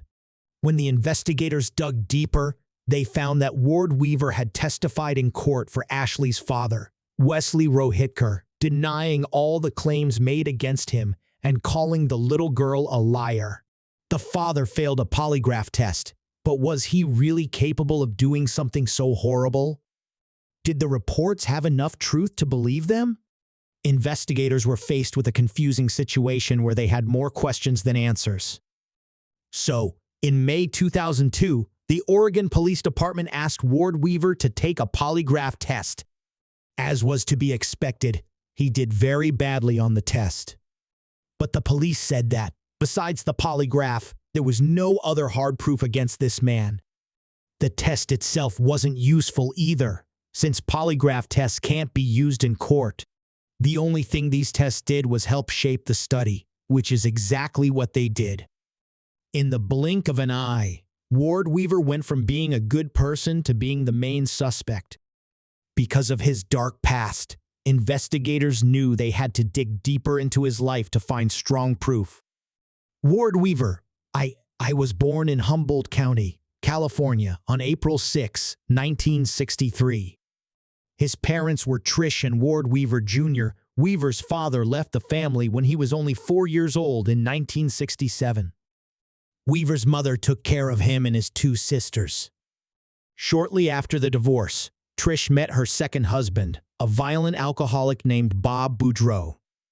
Trish had 2 more boys in the years that followed, but her second marriage wasn't any better than her first. Weaver and his brothers often got beat up by Bob at home, which was a very bad situation. Weaver's explosive anger caused him to act badly from a very young age onward. He beat his younger brothers often and was mean to animals. It was almost like he was doing what the men in his life who were like fathers to him did, which was to use violence against the weak. In 1981, Weaver finished high school at Portland's Marshall High School and joined the U.S. Navy Reserve. He was kicked out of the Army the next year for drinking too much. But during his short time in the Navy, Weaver met Mariah Stout, who would become his wife. Soon, Weaver and Mariah moved in with his mother, stepfather, and stepfather's new wife. But there was something wrong with their bond. Weaver beat Mariah up when she was 5 months pregnant, so she had to go to the hospital. But she didn't want to press charges. In December 1982, Mariah had a boy. His name was Francis Weaver. Mariah and Weaver got married in August 1984, and their second boy, Alex, was born soon after. But even after that, the pair continued to fight, and both of them took out their anger on their children by beating and abusing them. Child Protection Services finally stepped in and took the kids away for a short time. During this time, Weaver wanted to get back in touch with his real father, but his decision to go back to his roots only led him to darkness. Weaver found out that his father was being tried for killing 2 people back in 1981. Near the Mojave Desert in California, he killed 18-year-old Air Force recruit Robert Radford and his 23-year-old girlfriend Barbara Lavoie and buried them in his garden. He was given a death sentence for his actions at the end of 1984. Weaver later said he wished he had been called as a character witness. He then said that he loved his father and didn't want to see him put to death. By 1986, Weaver and Mariah were living with the Ordona family in Fairfield, Calif. On June 15, 1986, Weaver went out drinking and attacked the teenage girls of the Ordona family, Jennifer, who was 16, and Jocelyn, who was 15. Weaver was given a 3-year prison term for the attack. During this time, he told a probation officer that the thing he was most afraid of was becoming like his father. While Weaver was in jail, Mariah gave birth to their 3rd child. After he got out of prison in 1991, Maria had Mallory, their 4th child. But as parents, Weaver and Mariah were even worse off than when they were together. It was clear that the marriage would not last. In 1993, Mariah got a protection order against her husband, which ended their 9-year marriage. Weaver started dating a data entry clerk at LeClaire Chain, where he worked as a shipper, in August 1997. While agents were looking into Ward Weaver's past, he did something that nobody saw coming. He gave a spine-chilling interview to make it seem like the police had wrongly targeted him. On July 3, 2002, Ward Weaver took a chance. He asked Anna Song, a reporter for the Caddo News Channel, to come in for an interview. By letting the media into his home, Ward Weaver was hoping to get more attention, but in a good way.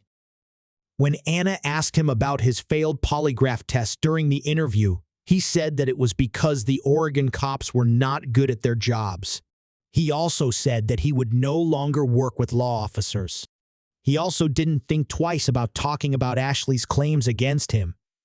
Anna Song asked him what he thought happened to the girls, and he said he didn't think they both died the same way. Before she left, Anna suggested a tour of Weaver's house, suggesting that he shouldn't mind if he didn't have anything to hide. I know Ashley ran away, and the FBI is putting both of these cases, into someone took them both, she said. Weaver didn't get cold feet. Instead, he started talking about his daughter's sleepovers with her friends by talking about his own bedroom. But in the middle of all this, he said something very disturbing. You couldn't walk anywhere in my front room without stepping on a body. After he showed Anna around the inside of his house, he went outside and walked on the concrete slab in his backyard with Anna by his side. When you think about what was found out later, this video clip is a bone-chilling moment, frozen in time, a twist that makes you feel uneasy. Ward Weaver later gave several interviews in which he said that he had no reason to hurt those girls and that he was a victim of the police's narrow view. At one point, he told the press that he was ready to leave Oregon for good. He said, "I'm going to go check out a couple places and see where the best job opportunities are, and then I'm out of here." Even with all the attention from the media, the officials were stuck. They knew they had to move quickly, but they didn't have much proof. Their possible lead was in danger of being lost. Investigators kept their fingers crossed as they tried hard to get a search warrant. Only 1 month later, on August 13, 2002, Ward Weaver himself would give them the chance they had been waiting for. The Oregon Police Department got a call from 911 that was very scary. The woman said that Ward Weaver had hurt her, and she said it with fear in her voice. The woman was found to be Frances Ward Weaver's son's girlfriend. She was lucky that she was able to get out of the house and call 911 from a nearby store. Police were sent to Weaver's house, but by the time they arrived, he had already left. Weaver was looked for all over the country, and after a few hours, their hard work paid off. In the evening of the same day, the cops found Weaver and took him into custody so they could question him. Authorities were relieved when they saw that Weaver couldn't leave the country or hurt anyone else while he was in jail. But the search for Ashley and Miranda wasn't over yet, and investigators were still waiting for a search warrant to be granted. When Weaver's son called 911 this time, they knew their wait was almost over. Francis said that he had to talk about something. He then told the cops what his father had told him the day before. "Okay, if I have to, I will testify against my own father." This call from Francis Weaver blew the case wide open. It was a big help in getting the search order that the investigators had been trying to get for a long time. Francis, on the other hand, thought he was doing the right thing, even though it was hard for him to turn in his own father. So, he was pretty happy when the FBI told him that he wasn't really Ward Weaver's son, but rather the child of his mother's affair. The property was searched for the first time on August 23, 2002, by FBI officers and Oregon police. The police cordoned off the area, put up a fence around the property, and set up a few tents to keep the media from covering the event while they looked for any proof that could link Weaver to the missing girls. The next day, when the police brought the cadaver dogs onto the land, the search went into the backyard. At this point, the hold on hope was getting weaker, but the loved ones of both girls wanted nothing more than an end. The garden looked like something out of a scary horror movie to the police. As soon as they stepped into the garden, they could smell something bad. In the backyard, there was a shed where strips of paper with dead flies stuck to them hung from the roof. Inside that shed, detectives found a cardboard box. Inside the box were the bones of people who had died. The bodies were then taken to the office of the medical inspector, so that they could be identified. At a news gathering on Sunday, August 24, 2002, FBI agents told the public who the body parts belonged to. This was all Miranda's younger sister could figure out from this news. At 4:15 p.m. today, the medical examiner for Oregon State has confirmed that the remains found yesterday belonged to Miranda Gaddis. This was all Miranda's younger sister could figure out from this news. At 4:15 p.m. today, the medical examiner for Oregon State has confirmed that the remains found yesterday belonged to Miranda Gaddis. Even though Miranda's body was found, Ashley still had to be found. When the task force couldn't find anything else in the shed, they looked at other parts of the garden, especially a suspicious concrete slab. Weaver walked on the same piece of concrete when he talked to Anna Song in his interview. When they broke through the cement slab, they found 3 barrels that were much bigger than normal. Another set of human bones was found in one of these barrels. The second set of bones were in a very different state than Miranda's. It looked like someone had put them in a freezer at some point.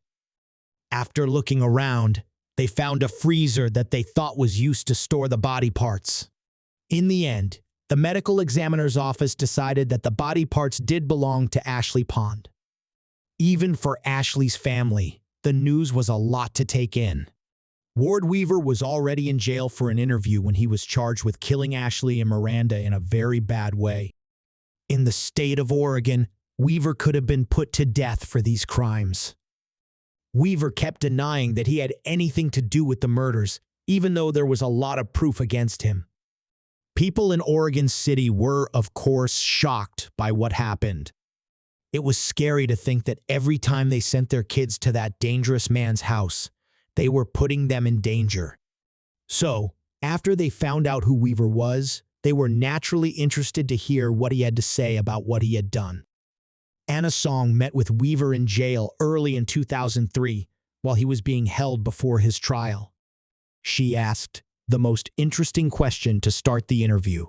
After he denied killing the girls, he was asked how their bodies ended up at his rental property, indicating that Weaver was not prepared to give up easily. Regardless of his verbal claims, his actions demonstrated a lack of remorse for his deeds.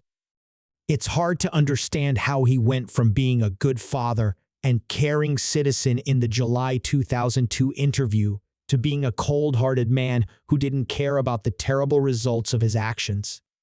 He went even further and laughed when the reporter told him of what his son said and what he had said. Anna Song asked him if he had anything to say to Ashley and Miranda's family members, to Miranda herself, and to Michelle and her family before she wrapped up the conversation. Weaver said, "Yeah, I'm sorry, but everyone is barking up the wrong tree about me here." But maybe he understood that his lies weren't enough to hide the horrible things he had done. But instead of staying quiet, he kept talking to the media, even though his lawyers told him not to. Weaver's lawyers withdrew from the case on March 27, 2003, because Weaver wasn't listening to their advice. When new lawyers were hired, they told the judge that they needed another year to get ready for the trial. Weaver had one more trick up his sleeve when everyone thought the only thing left to do was wait for the trial. Weaver started acting strangely at the start of 2004. He said he heard voices, and to prove it, he started stuffing toilet paper deep into his ears. Some toilet paper was so far down that he had to go to the hospital to get it out. His lawyers filed a motion asking for a medical exam to make sure he was mentally healthy enough to go to court. After a few months, the judge said he was no longer able to stand trial. Weaver went to court again on August 25, 2004, but this time he was on a lot of medicine. This time, he was found to be fit to go to court. But Ward Weaver was a man who liked to play games, and he was ready to show his final trick. He wanted to admit to the charges in order to avoid being put to death. Before Weaver was given the deal, it was sent to the Pond and Gaddis families to get their approval. Even though they wanted to send Weaver to the same place where their daughters were, they chose not to go through with a long trial because it would be too depressing. Ward Weaver pleaded guilty to aggravated murder on September 22, 2004. Before giving him his punishment, the judge said some things that made me think. Weaver was given the maximum sentence, which was life in jail without the chance of parole. According to the judge, upon considering the magnitude of Weaver's actions, all that could be perceived was pure evil. Unfortunately, the plea deal took away Ashley and Miranda's family's chance to find out what happened. There was no information about who killed the girls or why. If Miranda's younger sister Mariah hadn't done it, maybe no one would have known about this either. She met Weaver in jail in 2009, trying to get answers that would give her family a good ending.